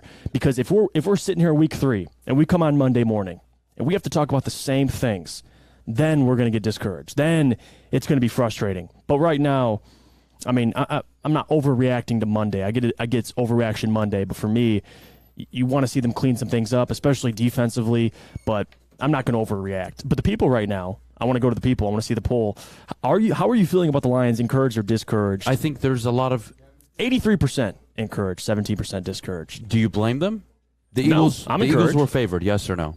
Yes, they were. The Eagles are an NFC, I would say, playoff team easily. I had them winning. They're probably going to win their division. You have them going far, but I'm just saying in general. Well, not going far. I have them winning that game, week 1. Oh, so having said that, I'm not surprised. So yeah, of course you should be encouraged, right? But are you encouraged being down 17 points going into the 4th quarter? And then, again, you score 2 touchdowns, and then it becomes closer. But the reality is that Philly was separating themselves multiple times throughout the game. So I can take away Jeff Okudah. That was encouraging. DeAndre Swift was encouraging. Right. The offense in the second half was encouraging. DJ Chark was encouraging. Amon-Ra St. Brown, encouraging. I can take many things away that are encouraging. But what was discouraging? Let's talk about that. Was there individual performances that were discouraging? There were. Maybe a handful at most, though. Yeah, I would say on a player standpoint. I would say TJ Hawkinson was discouraging. And if you want to put Aiden in that group, be my guest. Yeah, but that's about it. Awarie, I mean, AJ Brown just ate up everybody. I mean, you see that linebacker core. But there are more positive. What I'm trying to get at is there's more positives from an individual player standpoint than there are negative. But where's the discouragement? Where's that coming from? Not from the players. No. The coaching, the decision making, the timeouts, the onside kick. Dan Campbell going for on 4th and 1 results in a DeAndre Swift touchdown. That's your MO. Well done. Way to be. You didn't have a choice though. It's as if like it was some genius call. They were only up 3. They wanted to make it up 10. You guys were down. You had no choice. And that's Jeff. What's killing me is I don't want to have to sit here and talk about the coaches every week. I thought the players put together some good performances. I thought the coaches had some good moments.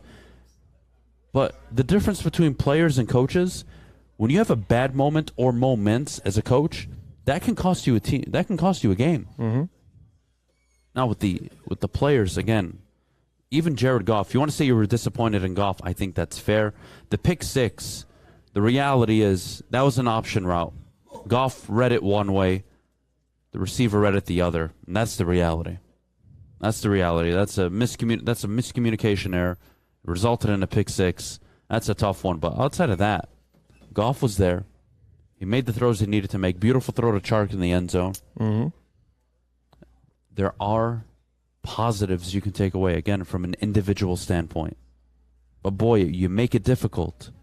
You make it very difficult when you just get in your own way.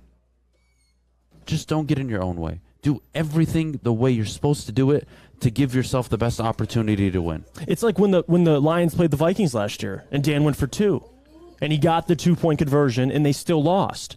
Like, you look at that game, and we talked about it on Monday, that following the week. We said they did everything they had to do to try and win that ball game. And Dan did it, and they still lost. That's the conversation you'd rather have than talking about errors or mistakes from a coaching perspective. That's the most frustrating, is if you want to blame players, if you want to blame players being in the wrong positions due to coaching, that's different. But the onside kick, and I'm not going to make an entirely big deal about it, but it was frustrating. It was confusing. The timeout at halftime, right before half, that was confusing. Like, these things are what you're talking about, and I actually agree with you. If you do this on a week-to-week basis, like, that's the issue. That's shooting yourself in your own foot. That's getting in your own way. If Dan Campbell did everything in his power the right way, or at least the way he felt was right, which he did. He felt like those are the right decisions. I hate that word. That's the point I'm making. He felt like these were the right decisions. We disagree. Well, I don't know how you guys feel in the chat, but for me watching the game, it was the wrong What decision. was last year summed up with? Many close losses. Because many close calls. Many, we thought we were going to lose by 10 or 7. We ended up only losing by 2, losing by 1, losing by 3, losing by 4. The Bears at Thanksgiving. Can we just stop with the moral victory nonsense? And again, the season's not over. It's not. You have a whole season ahead of you. But please, the Eagles killed us last year. If that was Matt Patricia coaching, yes. If that was Matt Patricia coaching ever, you would lose. Look what happened in New England. He was running the offense, 7 points against Miami. How'd that go? Like, stop reaching for justification of losing a game. You lost. You didn't make the plays when you needed to. You didn't make the right decisions when you had to. And the truth is, your defense just didn't help you outside of the fourth quarter, and the game was already too far gone from there. So, again, I can take away the positives. I can take away that your running game, there's only a handful of teams that can win the time of possession against the Detroit Lions this year. The Eagles were one of them. And they did. Barely, only by a few minutes. Mm-hmm. But the Lions bring that game plan, that running ability, into the next week and the next week and the next week. Jeff, they're controlling the time of possession. They're limiting the amount of possessions you are getting as an offense. Can the defense not get absolutely obliterated is the key question. Yes, Jalen Hurts' legs had a lot to do with it. But again, the lack of containment, the lack of preparation in advance, knowing who you were going against, concerning, but they have a lot of time to improve. Jeff? I want to ask you a question. Were you shocked by anything you saw besides coaching decisions? No. In the game? No. I will say, I'm not shocked. I wouldn't use like shocked. Surprised? I was surprised how slow Jared Goff and really the passing game were in the first half. Mm-hmm. Eagles got a lot of pressure on Goff, but still, that was... And I would agree that with was a tough one for me, but... The slow start. I got what I expected out of every individual. Mm-hmm. Everything I expected, I got. The defense I didn't expect to be any good, and the offense I thought would be the best part of this team. And really, at the end of the game, that's how it played out to be. Yeah, right. That's exactly how it played out. That's my ultimate takeaways from this game is I expected them to lose to a very, very good Philadelphia Eagle team. I thought they showed a lot of fight, but it goes back to those decisions that were made in the game that I had a problem with. But overall, the result I'm not surprised by. Like, Philly's a very, very good team, and I know Ryan, you can listen to the bottom line to hear his explanation. Him and Maz thinking they would beat the Eagles. I think they had a chance to do it, but ultimately they just lost to the better team. And some decisions were made that you may not agree with, but you could take some positives out of it. But I'm not shocked by what happened. I'm with you. I think if you want to go with the passing game, they score really quickly in the first quarter. The first drive of the game, they score. After that, it's punt. It's a punt, and then later they throw the pick six. Like that was the surprising thing to me. But overall, not too shocked by the result. Not at all. Again, take your opportunities, man. Have to. Please. Got to be good teams. Be a long season if you don't. When we get back, we are joined by our good friends here over at Feldman Chevrolet of Novi. That'll be a good conversation. But before we do, Jeff, our good friends over at the Sports Marketing Agency. Let me tell you about our friends at the Sports Marketing Agency because they help spread awareness about mental health and substance abuse. Their new podcast, This is the F Word, helps spread awareness of fentanyl and other addictions. Go to thesportsma.com if you are struggling or know someone who is. Hi, my diamonds. It's Crystal with an X. You want to get hot and perfect like me? Here's my super easy routine. Drink at least a gallon of water before you wake up. Attach a weight to everything in your house. Hello? Sell your car and just sprint everywhere. Scream when you exhale. Don't follow Crystal with an X. Do your own thing at Planet Fitness with tons of equipment and free fitness training in our clean and spacious clubs. Join now for just $10 a month and cancel anytime. Detroit's downtown summer playground is back. Open all summer long, the Monroe Street Midway. Enjoy roller skating, free Wi-Fi, food trucks, art installations, and so much more. Don't forget to take advantage of the basketball court, putt-putt, and, of course, family programming all summer long. All art installations are done by Detroit artists, and it's a fun, safe event from people 1 to 100. Go to deckedoutdetroit.com. Get a shot up. This is for the win. All of Detroit's sports teams live on Woodward. All of Detroit's sports coverage lives on Woodward Sports. Driving the best in Detroit sports coverage. Fowling Warehouse in Hamtramck is the home of the original football bowling game. 2 to play for $12, or you can do the unlimited open play for $120. You get a lane reservation for up to 10 people. You also have the $2 mystery beer machine, the full bar. You can check it all out at fowlingwarehouse.com. All right, we're back here on the Morning Woodward Show, joined by Ryan from Feldman Chevrolet of Novi. Ryan, how you doing this morning, bud? I'm doing well. How are you guys? Glad to have you out. I'll give you an uncle fist. Yeah. All right, look, Lions lose 38-35. I got to ask you, you're a Lions fan, right? Yeah, oh yeah. All right, takeaways from the game.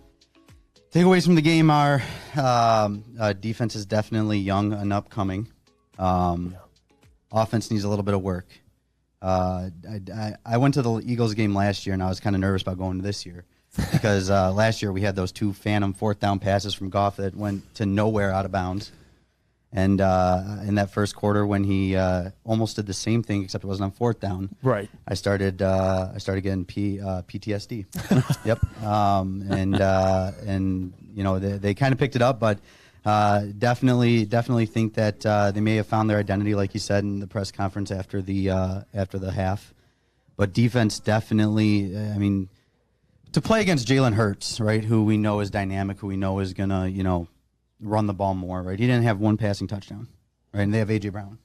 Yeah, A.J. Brown tore him apart. He tore him apart with yards, but he didn't have 1 passing touchdown, right? Right. So everything was on the ground for the most part, besides getting first downs, besides yardage with A.J. Brown, which, let's be honest, they were in soft zones at the time when he was getting those, right? And he was wide open almost every single pass he caught. Mm-hmm. What do you think of the decision-making of Campbell? Not only the timeout before half, but also the onside kick late in the third quarter, down 10. Here's the thing. Dan Campbell is what Dan Campbell is. Right, and he said that, and that's what Hard Knocks was all about, right? He's not going to change. We knew this last year. We knew this going into this year. He just is what it is, right? He's aggressive. He makes those plays. Earlier you were talking about not having trust in your defense, and no one wants to give Jalen Hurts short yardage, right? But you said that, not having trust in your defense, calling the timeout, and then kicking the onside kick. Right. But I feel like it's having all the trust in the defense because you're trusting your defense to hold them, right? But it's just not there yet. It's not ready for that. So Dan Campbell is what Dan Campbell is. We know that. So he's going to make those calls. It's going to happen again. We're all going to be questioning it, right? But he just is what it is. Yeah, I can't let him off like that because is what it is. He's a 3-14-1 football coach right now. That's true. And you got to put your team in the best position to win. But that is true. Ryan, I got to say, as someone who is currently looking for a car for my wife, one of the most frustrating things is inventory. You call dealerships all around the state of Michigan, low on inventory, which means higher prices, right? Because the lower the stock, the lower the supply is, and the higher the demand, the higher the prices get. We all know the deal, and it's an arm and a leg right now. And I think one of the great things Feldman has tons of new inventory, which means better prices for your customers. Can you tell us about that? Yeah, so we are one of the top 5 dealerships in the nation. We're as a group, we are the largest Chevrolet group in the nation. So we have access to more inventory than any other Chevrolet dealership. In fact, I've probably got close to 500 vehicles on the ground right now. I've got Silverados, I've got Tahoes, I've got Equinox, I've got Blazers, I've got everything. I got Camaros. I mean, you're hard-pressed to find Camaros right now. But I got all that. It's we definitely have what people are looking for, and if we don't, we have something that's incoming. We can tag it for you. Awesome. I might look at those Camaros. Oh, shut up, Jeff. I got to ride style. We got some. They're right up there. Jeff, what color? What color? Yellow or red? Or neither? Give me red. Give me red. Why red? Why red? I don't know. Because I can't do red because that's Ohio State. It just anything red just reminds me of Ohio State. That's true. Maybe the yellow then. Yeah. Maybe I'm riding in style. That's a little bit I'll better. be riding in style. Can't do anything that's going to remind me of Ohio State. I love it. So Michigan fan, I'm Huge assuming. Michigan What'd you think of J.J. McCarthy? What'd you think? I mean, it's the future. Hell yeah. Actually, funny thing is I was watching the game and my daughter sits right next to me during all Michigan games. I mean, she's a huge football fan. That's 5 awesome. years old and just loves football. And when they took out JJ and put Cade in, I watched Cade and I said, okay. Against the same defense. Against the same defense. It doesn't matter. And then they put JJ back in and he tore it up. I said, I texted Joey and I said, Joey, JJ McCarthy is your new Michigan quarterback. I go, that right there just dignifies everything you could ever want. He was phenomenal. I think he gives you so much more. I think it's better for your program. I mean, you guys are going to be able to recruit now at a better level. It's awesome around the board. So I appreciate you coming on, man. Thank you guys so for having me. much. Hey, we look forward to having you guys. This is going to be fun to have you guys out. Absolutely. Every other I love Monday it. during the course of football season. So we're looking forward to it. Yeah, we're absolutely excited. Thank you for having us Thank here. you, guys. That was Ryan Feldman, Chevrolet of Novi. Again, like you said, top 5 dealership in the country, the largest, one of the largest, I should say. They've got new inventory. Make sure you come down, check them out. Jeff, I want to transition a little bit. We've got 6 minutes. I'm not going to make a contract decision on TJ Hawkinson after one game. Not going to do it. Not going to have the conversation. Not going to sit here and say, well, they picked up his 5th-year option. What were they thinking? You had no choice, right? Right. Well, what I am going to ask you, though, give me your 3 players on the, I don't want to say the chopping blocks, but 3 players you're going to have a very close eye on going into Washington and really the next 3 games where you're going to determine, I have faith in them, or, man, we're gonna have to consider moving on. I don't know about consider moving on. I guess with TJ, that would be one. That would be the obvious one. The other one is I want to see Jeff Okudah follow up this performance. I think that's very important for him to build good performances after good performances. You don't want to see him take a step back. The other one for me, and it's not so much about getting rid of him, but it's DeAndre Swift. I mean, a great week 1. Kenny followed up against the Commanders team that might be without Chase Young. That's who I'm going to be watching, is really Jeff Okudah, TJ Hawkinson, to see how he follows up and bounces back from this performance. Because we know he's a way better tight end. It's just about going out and showing it to get paid. And then DeAndre Swift. Can you follow up that performance? I'm not expecting 150 yards again, but could he be solid? Can this run game be as effective as it was against Philly? A very good run defense. That's what I'll be watching. But the obvious one, and this isn't aside from having to make a decision at the end of the year, it's Aiden Hutchinson. I'm really, really looking forward to him against that Commanders offensive line, because if Trayvon Walker can make noise and get in the backfield, I really do believe Aiden Hutchinson could do the same thing this week. So those are the guys I'm going to be tuning into. But to your question about contract decisions, it has to be TJ, Jeff Okudah, and DeAndre Swift. And I know DeAndre is not at risk of not having a future. I think with Swift, but you it's have to injury, evaluate though. it. Yes. No, I just think it's health. So I want to focus on performance. That's it. So I know for a fact, given last year when he was available and his career in general, DeAndre Swift, when he's healthy, is a problem. Can I say the same about Hawkinson? No, him and Okudah have to prove it to me. Okudah, I got a good game out of him Sunday. And I like what I saw out of him. Really happy about that. And again, I try to offer as much as I can for you in this conversation with Jeff Okudah. Jalen Ramsey had a perfect passer rating thrown against him. 116 yards, 2 touchdowns last Thursday against the Rams, or excuse me, against the Bills. It's so difficult to play corner in the NFL. So Jeff Okudah is already stacked up against it.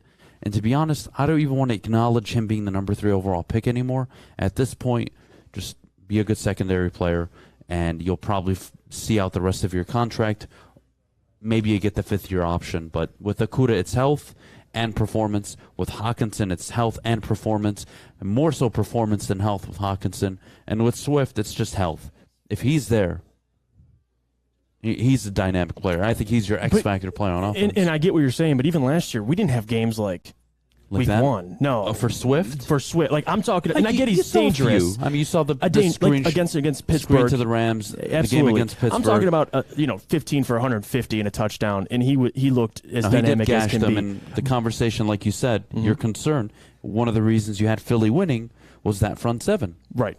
And he went to work He on played it. excellent. You're right. Another thing I want to bring up, because I know my buddy Eric in the chat brings up, Jeff, why no Goff? Because, guys, Goff, my opinion doesn't change on Goff. Like, if people expect me to just go one way or the other, Goff is what he is. He's a bridge quarterback. He's a guy that can keep this ship afloat. I know he didn't play very well yesterday with the pick 6, but that doesn't change what I think of Goff. I mean, you're still going to be looking for your franchise quarterback either this draft or the next draft. That's still a decision Brad Holmes is going to have to make. So I'm not too concerned about the quarterback position.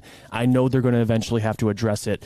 But right now, it's the others. It's the guys that are with this team for years, and that's DeAndre. You're assuming possibly Jeff Okudah, and then TJ Hockenson. They're going to have to decide if they want to extend him. But for Jared Goff, I mean, yesterday didn't move the needle in any way. No, it's Jared Goff. He's on pace for 3,700 yards, 34 touchdowns if you actually just round it out for the whole year, and 17 interceptions. Right. I mean, what are we doing? That's what we expect. I'm not going to be worried about a guy who I call a bridge quarterback. You all agree in the chat, most of you. He's the Mackinac Bridge. Now, you do have a few people that think he's the next coming of I don't know, Justin Herbert. God bless you people. We'll get you a helmet when you need it. But I just can't, for the life of me, think I'm going to show up on a Monday unless he absolutely costs you the game and criticize a bridge quarterback. A bridge quarterback. A guy that we both agree the Lions should take a quarterback this year. Yes or no in the draft? You expect them to, or in the year after. Either Goff one. is just here. I don't believe he's getting re-signed, but you can win with him. And look, you were in the game yesterday. You had your opportunities. You're up 7-0 to start the game. First drive, you go out, you score. Your defense gets a turnover on downs, but you follow it up with 3 and outs. I mean, there's some things you just can't do in the NFL. That's one of them. You can't dig yourself a hole. It's already hard enough to win in this league. And I thought outside of that stupid pick 6, which was miscommunication between Goff and the receiver, like outside of that, they played a clean game. But they didn't force any turnovers, right? They didn't go out and win that football game, and that was the difference. Yeah, they only lost by 3, but the difference was the Eagles made the plays they had to, and the Lions didn't. And you have a pick 6 and an onside kick where, again, if you're a Lions fan, I'm sure you're going to scratch your head and say, man, if we would have tackled him, maybe they settle for 3. We go to overtime, or maybe we don't kick the onside. Maybe. Like, I don't want to go in a million directions with it, but geez, for just 1 minute, can you just acknowledge the guy is good enough to win you some games? Right. He's average, and I think he's a bridge. How can you have him on this list? I don't think you can. No. In my opinion on Jared, referring back to Friday about him and Jalen Hurts, is I always said Jared Goff is somebody that if you put, like I said, if you take the Eagles roster, you could pick Jalen Hurts or Jared Goff, you put him on the roster. With Jalen Hurts, he's much more dangerous. There's no question about it. But I still have questions about Jalen Hurts. Yesterday didn't answer all of my questions. Like, he's dangerous with his legs, something we already knew, but can he kill you in the pocket? Even as elusive as he is, he didn't have a passing touchdown, which I get it. They didn't need a passing touchdown to win the game. They were running the ball. But for the Lions to win yesterday, it was about stopping the run early and making them get away from the run. They were very comfortable all game. If you force Jalen Hurts to be a pocket passer, the Lions might have had a little more success, but regardless, there's still, deficiencies in the secondary and linebacker core. So I'm not going to take too much from it, but Jared Goff is what he is. I'm still expecting a pretty good big season out of him. It's week 1. I mean, if you want to evaluate week 1 performances all around the league, go ahead. I mean, you can look at the Rams. You can look at the Packers. You can now look at the Lions. You don't take too much from it, but you can nitpick. And Jared Goff can get better. He should get better. Fair enough. Well, look, I'll tell you where I got cleaned up last week, and that was at our good friends over at Lady Jane's Haircuts for Men. They're awesome stylists. We'll take care of you like they take care of me. Get to a Lady Jane's open 10-8, 7 days a week. Walk in anytime, no appointment necessary. Like I said, they're awesome stylists. Will take care of you like they take care of me. Lady Jane's. It's wicked awesome. Hey, it's Sean Jordan from the Sports Marketing Agency, and SMA wouldn't be who we are without our amazing partners. Thank you so much, Sean. You know, at Detroit Wayne, we want to serve as a resource for you and your families. We offer mental health services, substance use disorder services throughout our communities, and we want to be that source and resource within the community. If you or a loved one are suffering from a mental health or substance abuse issue, please don't hesitate to call 1-800-241-4949. You don't have to go to the beach, man. You don't have to get your butt crack full of sand. You just need a little chili peppers, man, to get that glowing beach chili peppers tan. Woo! With 26 locations in the Metro Detroit area and more coming, Chili Peppers Tanning is where you'll find the cleanest salons in the D. Join the Pepper Club for the best deals on unlimited tanning. Head to chilipepperstanning.com. You just need a little chili peppers, man. Make sure you're listening to Woodward Sports all day long. Start your morning with the Morning Woodward Show. Spend middays with Big D Energy. Watch and listen your drive home with the bottom line. And don't forget about Woodward Bets Daily. All live, all right here on the Woodward Sports Network. OddsTrader.com is the #1 site for your game day bets, play-by-play updates, live scores, and the best price from multiple sports books. I always talk about it. I'm a convenient guy. I go on OddsTrader. I can see all the sports books right in front of me. I don't have to download all these 50 different apps for all these betting different websites. Go to OddsTrader. Make it simple. Go to OddsTrader.com right now for your best bet. All right, we're back here on the Morning Woodward Show. 9:31. The Lions losing to the Philadelphia Eagles 38-35 on Sunday. But more importantly, Jeff, it was a huge weekend for college football. Appalachian State upsetting number 6 Texas A&M. BYU beating the Baylor Bears at home. Notre Dame losing to Marshall. Oh, by the way, I am a man of my word. Tomorrow on the show, I will showcase BYU. It is done, but we'll do it tomorrow. Today is definitely not the day for it, but Michigan State taking care of business against Akron 52-0. And then USC, Caleb Williams, he's the Heisman front-runner for me. Alabama avoids a scare against Texas. It was a thrilling weekend for college football all the way around. My first question to you, Jeff, Marcus Freeman, I mean, they were recruiting really well. They were one of the teams pushing the most with NIL deals. And now you're looking at Notre Dame and asking yourself, oh no. They still have to play Clemson and USC, and I believe Stanford. Yeah, it's his first year. Is this a 7-5 year for Marcus Freeman? Yeah, probably. I mean, 8-4, 7-5 in his first year. I mean, I don't think that's for a program that defensively have shown they have talent defensively. Offensively, they really don't have that much talent. And I'm not going to sit here and overreact. I think Marcus Freeman is still the guy for the job. We'll see how he does over the next 2 years in recruiting. But yeah, I mean, it's bad. You lose to Marshall. I mean, it's worth talking about, especially how hard they played Ohio State. Does it speak to how bad Ohio State is or how good Notre Dame is? He followed up losing to Marshall. So it's definitely a red flag at him, but I'm not going to overreact. It's his first year. We'll see how he does in recruiting. Well, look, Baylor lost me my chest hair. All right, so that's a whole different problem we have to get into. But like we said, Michigan took care of business against Hawaii. I was really pissed because I had them scoring 62+. And that wasn't the case, but whatever. Yeah, I know. By the way, shout out to Jesse. He deserves the credit. He did say BYU would take care of business at home. I have to eat my humble pie. It's written all over my chest. It's kind of itching, I'm not going to lie. But it's all good. It's all good. I thought it was a great weekend for college football. A lot of upsets. A lot of upsets. I will say, though, Ohio State, Michigan State. I mean, hell, let's just look at that side of the Big Ten. Undefeated so far in the year. Yeah. The opposite side, 9-7. Big Ten ain't looking too good. If there was ever a morning to have a conversation about merging and removing divisions, this is it. USC's coming. UCLA is coming. Who knows who else is coming? Everyone's coming. You got to remove divisions. And again, does it set up for repetitiveness? Sure, but you know what? Last year would have been what? Michigan, Ohio State. The year prior it would have been, off the top of my head, I really don't recall the year prior. It was the COVID year, so I want to say it would still would have been Northwestern and Ohio State, maybe Penn State. I really don't recall, but the point is you're just going to have to deal with it, and you're going to have to accept likely that the game, quote, the game is going to decide not only who's in the Big Ten championship game, but could determine if one or the other team doesn't make it. Because you might have a Penn State, a Michigan State, whoever it may be behind them. I mean, you go into the end of the year, man. Like you can't have a Big Ten championship game like last year. Michigan throttled Iowa.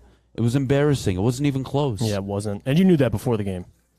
And this is what makes me even more excited for the emergence of all. We have the USC coming, which you see how good USC looks. Which we talked about that a week ago. Lincoln Riley's overrated. Lincoln Riley is overrated. Yeah, and listen, the Big Ten, to your point, besides those three teams you named, I mean, it's bad. And listen, I think there's a lot of there's on the bright side of the Big Ten. I think there's a lot of good things coming, but no doubt this year it's a 3-team race, in my opinion. And I think that's the reality of it. That's why we talk about Michigan and their schedule. You really have essentially a 2-game schedule. 3 if you want to count. Could you name the 3? 3 if you want to count the Big Ten title game, but 2 MSU and Ohio State. You said it's a 3-team race, right? Ohio State, Michigan State, and then the third would be that Big Ten championship game. Whoever's in it. I know. I'm just saying, like, there's no general, third team. Who are the 3 teams that Michigan, MSU, and Ohio State? See, me personally, I think it's 2. I agree. Yeah, 3. I don't think Michigan State should be. Michigan State's not playing very well. Be in that conversation with Ohio State and Michigan this year for who's going to contend and win the Big Ten title. Sparty, all day. That's your team. There's differences, man. Yeah, Peyton Thorne's struggling. Can Michigan State, like they have, dominate the recent performances, 10 of 14? Yeah. Now, they can win those games against Michigan, but they haven't proven they can beat Ohio State anytime soon. So Michigan State has a lot to prove this year. Michigan and Ohio State, though, I think are just head and shoulders above everybody else. Mm-hmm. They both, in my opinion, should be able to run the table. Both be undefeated. Leading up to the game. Mm-hmm. And that really could result in 2 teams getting a Big Ten nod. Or, a college football playoff bid, depending on what happens in the SEC, the Pac-12, right, the Big 12, the ACC. Wait and see how it plays out. But the Big Ten West, absolute disaster. Adham wearing Michigan blue today, though. Is this Michigan blue? You know what? Anything blue, I guess, is considered Michigan blue. My wife picked this out for me, all right? So we're not doing this morning. She set you up. She probably did, honestly. She's a Michigan fan, by the way. There you go. She knows what she's doing. She didn't like what I did. Yeah, no, to your point, really 2 teams. I think you could say there's some good teams at the top of the Big Ten, but in terms of winning the Big Ten, yeah, it's in my opinion. I don't think Michigan State's there yet. There's a lot of questions that need to be answered with Peyton Thorne. I think he's been struggling, but 2 teams definitely. I mean, look at Ohio State, look at Michigan. What they have on both sides too. I think Michigan's the more complete team, but Ohio State offensively, they still got a lot to prove too. Jackson Smith-Njigba has not shown up yet. All right. Well, I want to wrap up the weekend. All right. Let's take a quick pause. When we get back, I want to wrap up Lions, Eagles, final takeaways, final thoughts, leading into the week of now Washington. We'll get to that and more in just a second. But before we do, Jeff, our good friends over at Cintron. Yes, let me tell you about friends at Cintron, because, guys, Cintron is the official energy drink of the Red Wings. Cintron has combined all 3 of their delicious flavors into a limited edition 6-pack sampler box. You can pre-order your Cintron 6-pack sampler box today at cintronworld.com/Red Wings. Get energized with Cintron. Hey, it's Scott from the Bet Show. NFL Week 1 is in the books, and boom, we gave you all kinds of winners, even gave you the Sparties on Saturday. You guys are going to have to come check us out at 4:30 at the Woodward Bets YouTube page. You also got to get over that App Store and download oddstrader.com. It's got live scoring, play-by-play updates, and it's the best to check all the odds for the best price right in the palm of your hands. But hey, let's get back to those fun coupons. Let's stay hot. Let's get us a winner. Listen, I'm rolling with the under tonight. I think it's going to be a pretty slow-paced game. oddstrader.com. Woodward Bets. Check it out. Hi, I'm John from Better Rate Mortgage, and to me, family is more than blood. That's why I have the biggest family in Metro Detroit. If you're looking to buy a house or refinance and need a loan, come get treated better than family by me and our entire team here at Better Rate Mortgage. We pride ourselves on giving you better advice, better service, and a better loan experience. That's why we are Better Rate. If you're looking for a new mortgage, come get treated like family. Actually, better with Better Rate Mortgage. Visit us at mybetterrate.com or call at 248-480-4467 today. We don't like to brag that we are the toughest sports network in Detroit, but we do have a guy named Darren McCarthy on our side. Lemieux and McCarthy, who've had a good knockdown drag up. There they go, right on the whistle. They were talking to one another. Woodward Sports. And we are back here on the Morning Woodward Show, live from Feldman Chevrolet of Novi. New inventory here at Feldman. Make sure you come check them out. They have the most access of all the dealerships to inventory, so you'll never have to worry about paying too much money for a lease, or if you want to buy, bring in your car. They do it all here at Feldman. Jeff? All right. I've had a lot to say this morning. I don't think it's indicative of their whole season. I'm not going to define their whole season from one game, which Vegas had them losing, which I think as a fan is probably one of the worst arguments to use, but whatever. At the end of the day, can we all circle back and let's get on the same page going into the second week? Mm-hmm. This is a team that most likely for a majority of the games this year will be underdogs. I don't think they're favored in any game. Maybe one. Oh, excuse me, they're favored in 3. So you're only favored in 3 games. I think you're better than you were last year. You have made some improvements. I think the offense is going to give you what it gave you yesterday. I think they'll give you a chance to win games. Can your defense get you off the field in key pivotal moments? Can you force turnovers? Can you sack the quarterback? Can you do all these things that will matter down the stretch? And again, look at the next 4 games. Washington, Minnesota, Seattle, New England. Going into the bye week. Those are winnable. You've got 2 to 3 wins there. I don't think they beat Minnesota, but you have 2 to 3 wins that really define your season. And I'm sorry, if you are a 1-4 football team, it's not a good start. No, it's not. If you're a 2-3 football team, I'm not gonna sit here and say failure, but you are gonna be left disappointed. Like, you're telling me we got Matt Patricia, Seattle Seahawks, and the Washington Commanders? Come on. I think we all see the writing on the wall here. But at the end of the day, I was happy with moments from the offense. I don't think it was a complete game. The defense, again, the whole game struggled. Jalen Hurts was phenomenal. Dan Campbell, for everything he says and lives by, again, I want any coach that ever coaches a football team for me to be themselves. If this is Dan Campbell, like Ryan alluded to earlier, if this is who he is, onside kicks, timeout, all this, feeling, you need to start winning games. Because I can't keep coming up here on Mondays trying to give you time and be patient and be respectful of a rebuild that I think actually is going pretty well so far, when you are going out of your way to lose games. I can't deal with it, Jeff. No, and we've spoke on it too. My feeling in my sentiment on the game is I'm not going to overreact to week 1. I still have them 2-2 through 4 weeks. This doesn't change it. I thought they'd lose by a touchdown week 1 against the Eagles. They lose by a field goal, and it's a pretty high-scoring game. There's a lot of things you could take away that were good things, and there were some things that were bad things. It goes both ways. So for the Lions next week, they have to improve. They have to clean a lot of things up, especially defensively. You can't give up 30-plus to the Commanders. But what I will say is this is a great experience for a lot of the guys on defense that are inexperienced. Rodrigo, Aiden Hutchinson, Kirby Joseph. Like, these guys are all going to get better. So, and Aleem McNeil, another one. I'm not too concerned about really individually, because I know a lot of guys, it's a young team, so a lot of guys are going to get better. But my concern is, going into next week, is can you clean these things up, and can you get better, and can you close out close games? Because last season, you didn't see that. In week 1, you lose by a field goal. Let's hope it gets better. They got to find a way to win late in games. Look at the room around us, all right? A lot of Lions fans here. I can honestly tell you, I'm very confident in the GM. And again, hell, forget the next 4 games. Look at the next 5. If I told all of you Lions fans, hey, Washington, Minnesota, I think that's a loss. I'm sorry, guys. They're a hell of a team. Seattle, New England with Matt Patricia as the OC. That could be a 3-2 start. And then you got Dallas with no Dak. I'm sorry, this isn't Lions hopium. I can see it for you, but your football team has to go and deliver.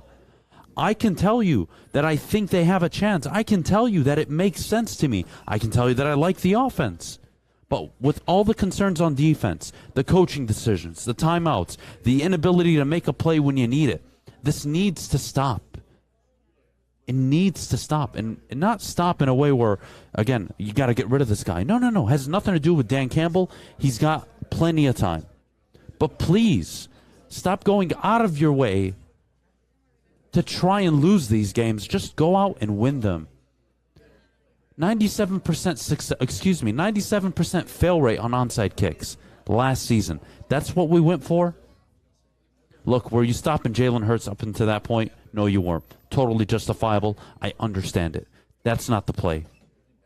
You pin them back at the 20-25, or they return it out, and maybe you make a big play. You get them back deep, and you try to force out a 3-and-out, or maybe they get a first down or two, and they have to punt. Who cares? Either way, it doesn't result in points. You have to be objective in these scenarios. Dan Campbell has to improve there. But at the end of the day, again, I see the future being bright for you. I like to think that this isn't all just another rah-rah Ponzi scheme. But you got to go out on the field, guys, and give better than what you gave, given, like I told you going into Friday, before we even played the game, Jeff, I said the Lions have an opportunity to play Philly and win. I know you had them winning, and you were correct. But the game was there for them. It was. And they let it go. And I'm not talking in the second half. I'm talking about the first quarter. You went and got 7 in front of a sold-out stadium. You turn them over on downs, and you get the ball back and 3-and-out, 3-and-out, 3-and-out. Good football teams do not do that. And this isn't a great football team, a contender, a division contender, none of that. But I'm sorry, that's what you're working towards. I want to see more of it. I want to see improvement. Again, I can take away a lot of positives from the first week. It's not doom and gloom. It's not the end of the world. But boy, come Washington, take care of business. Because you saw the decisions that were made. If they can clean up some of these things, no doubt. This game was encouraging. Let's not get it twisted. I just think defensively, there's a lot of question marks. The defense obviously giving up 38 to Philly. I get Philly's a really good team, but you can't do that on a week-to-week basis. Against the Commanders, you're expecting them to clean these things up. You're expecting them to play much better. Tracy Walker can't get ejected as a team captain, as the best player yesterday. It can't happen. So moving forward, there's a lot of things they can build on and learn from, and I'm expecting this Lions team to get better and better from week-to-week basis, but it also starts from a coaching perspective with Dan Campbell and not putting your defense, who's already not proven, number one, but not very talented, in compromising positions. That's something you're going to want to watch going into week 2, is if Dan Campbell can do everything he can the right way and put this team in a position to win, which they were in, then I think they can steal more games. I'm not going to take a ton away from week 1, but again, to your point, some of these the decisions that were made, especially the onside kick, the timeout before halftime, he has to clean it up. That's the bottom line. But defensively, they got a lot to work on. They got to add more talent. Bottom line. I love it, Jeff. Still have them at 8 wins, though. Best defense on and off the field, Jeff. Tell everybody at home. Yeah, Guardian Alarm. I mean, we talk about this Lions defense, and at times they can't be reliable. They're unproven. They lack some talent. But Guardian Alarm, they got the talent, they're reliable, and you can always count on them with Guardian Alarm. Summertime is over, and that means you're spending time outside still. Let Guardian Alarm give you peace of mind while you're outside enjoying the sunshine. Call 1-800-STAY-OUT today, and you can rest easy knowing you have 24/7 protection. That's 1-800-STAY-OUT. Let them know your friends at Woodward Sports sent you. Hi, my diamonds. It's Crystal with an X. You want to get hot and perfect like me? Here's my super easy routine. Drink at least a gallon of water before you wake up. Attach a weight to everything in your house. Hello? Sell your car and just sprint everywhere. Scream when you exhale. Don't follow Crystal with an X. Do your own thing at Planet Fitness with tons of equipment and free fitness training in our clean and spacious clubs. Join now for just $10 a month and cancel anytime. It's a great day to get some Centron in your life. Okay. There it is. Centron, here we go. Gotta grab the cranberry. Oh wait, it's 2 for $4. Gotta double up with the classic as well. Centron World, baby. Centron, available at select Krogers. And if you want to know how, go to @CentronWorld.com. You get dope like me. You know what? Why wait?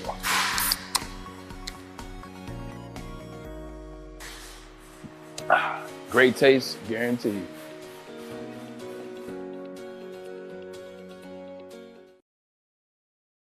Make sure you download the Woodward Sports app in the App Store and the Google Play Store today. Take Woodward Sports with you wherever you go and listen live on your phone or mobile device.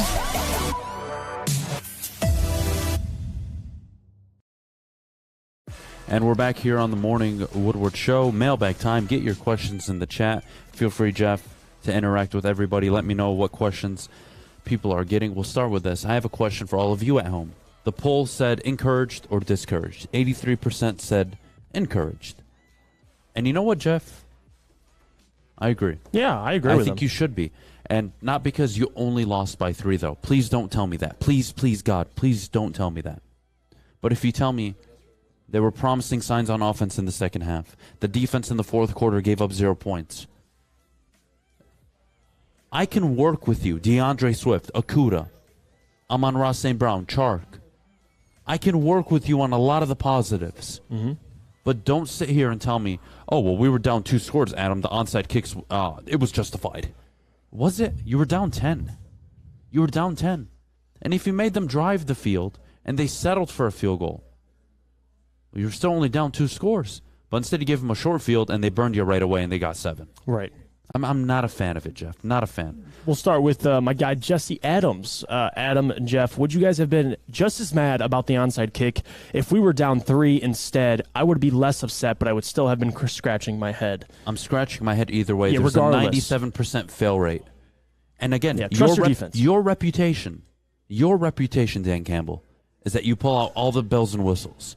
The Eagles were prepared for it. They were prepared. Yeah, they knew. You weren't tricking them. That is the problem I have. Jeff Adam, or excuse me, that's the one you actually just read. Let's see, MVP for the Lions on offense and defense. I'll go Swift, Okudah. I'll give him the nod this week. I'll say Swift and Walker until he did ejected. get ejected. Yeah, That was but up until then, unfortunate. he was having a hell of a game. So, Jeff, what'd you think of the about the UFC card? It was great. Nate Diaz got a win, legend of the sport. Anybody who's not into the UFC, watch UFC, because I'm telling you, when you watch these events, they're electric. I mean, Hamzat completely annihilated Kevin Holland. It was a great card. So not a card I'd pay for, but it was a good card.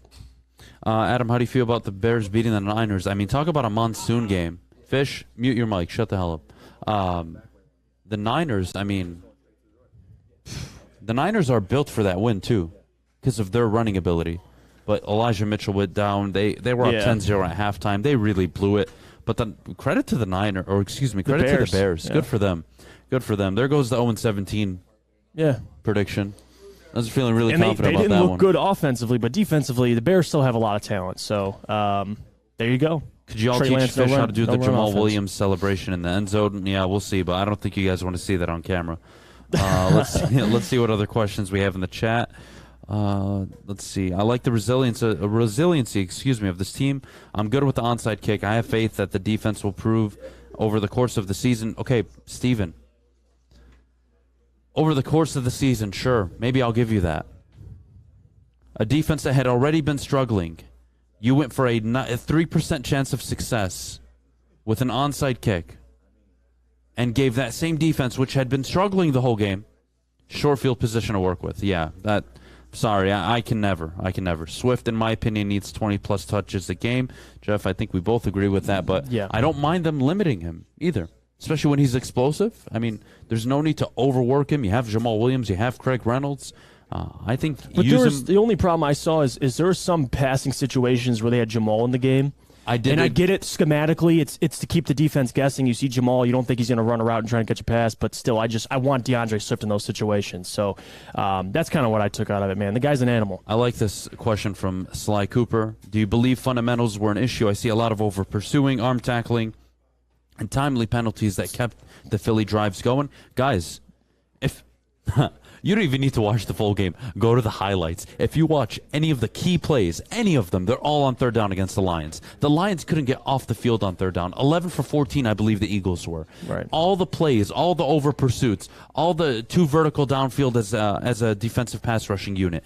Everything that happened that could go wrong happened on third down. And that is unacceptable. You can't allow an opposing team to go 11 of 14 on third down and expect to win that football game. What coaches are on the hot seat after week 1? Overreaction. It's every single one I freaking told you would be. Cliff Kingsbury, 100% on the hot seat. Yep, we called. Yep. What the hell's his name? Oh, now I'm drawing a blank. Name of the team. I'm missing the team too. That's the problem. Oh my gosh. Jesus Christ, Adam. Well, I drew a blank. Sorry. But for me, Cliff Kingsbury, the first one that comes to mind, 100%. Embarrassing loss at home against Kansas City. The Colts tying with the Texans? The Colts. You know what? Frank Reich is on the hot seat. That was the one, actually. That was the second one. Okay, yeah. Tying Frank Reich. In overtime with the Texans? Pathetic. I mean, yeah. Adam Jeff, is Saquon back? I hope he is. Yeah, a good friend of mine has Saquon on our fantasy league. I hope he does well for him. Let's see. Do we have depth to keep Will Harris off the field? He was absolutely a liability. Once Jeff Okudah can give you 98, 99, 100% of the snaps on defense, I think you'll be good. For now, they're going to work him. They're going to see how he does. But, again, I think I'll take positives away from Okudah in his first game of the season. Hey, Adam, I'll take, let's see. I'll take Amon-Ra St. Brown on the offense and Rodrigo on the defense for MVP. Interesting. Rodrigo played very, very well. I mean, he didn't get a ton of snaps, but when he was in the game compared to everyone else, though. I mean, the whole defense was slow. Right, but he IQ-wise, he made made a lot of of plays. He was there. He made a lot of plays, especially as a rookie. Is the Big Ten looking like the 1970s when it was just Ohio State and Michigan? Scott Frost getting fired. I mean, it's always been that way, though. Yeah, Scott Frost getting outside fired. of, there's always periods, but yeah, that's a tough one. Will Chase Young play next week? I thought he's missing the first 2 to 3 weeks. Was the initial report. I could be wrong. Definitely have to check that after the show. Packers look like garbage. I'm not even scared of them anymore. What did I tell you guys about the Packers? But hold on. Adam, they have the bad man. They have Aaron Rodgers. Adam, love you, Jeff. I'm sorry, but dude, they lost last year to Jameis Winston. They lost 38-3, and they had Devontae Adams. And how'd Christian Watson do in his debut? No, those guys need time, dude. But I'm still to overreact about the Packers week 1 is. I mean, I still have them winning the division. Yeah, I have them at 11-6. It's the Vikings. 11-6. Vikings are a 12-5 team. The Packers are 9-8, 10-7. We'll see. All right. I can't wait. I can't wait. All right, let's see. He didn't look slow at all, guys. Again, what are you watching? Am I missing something here?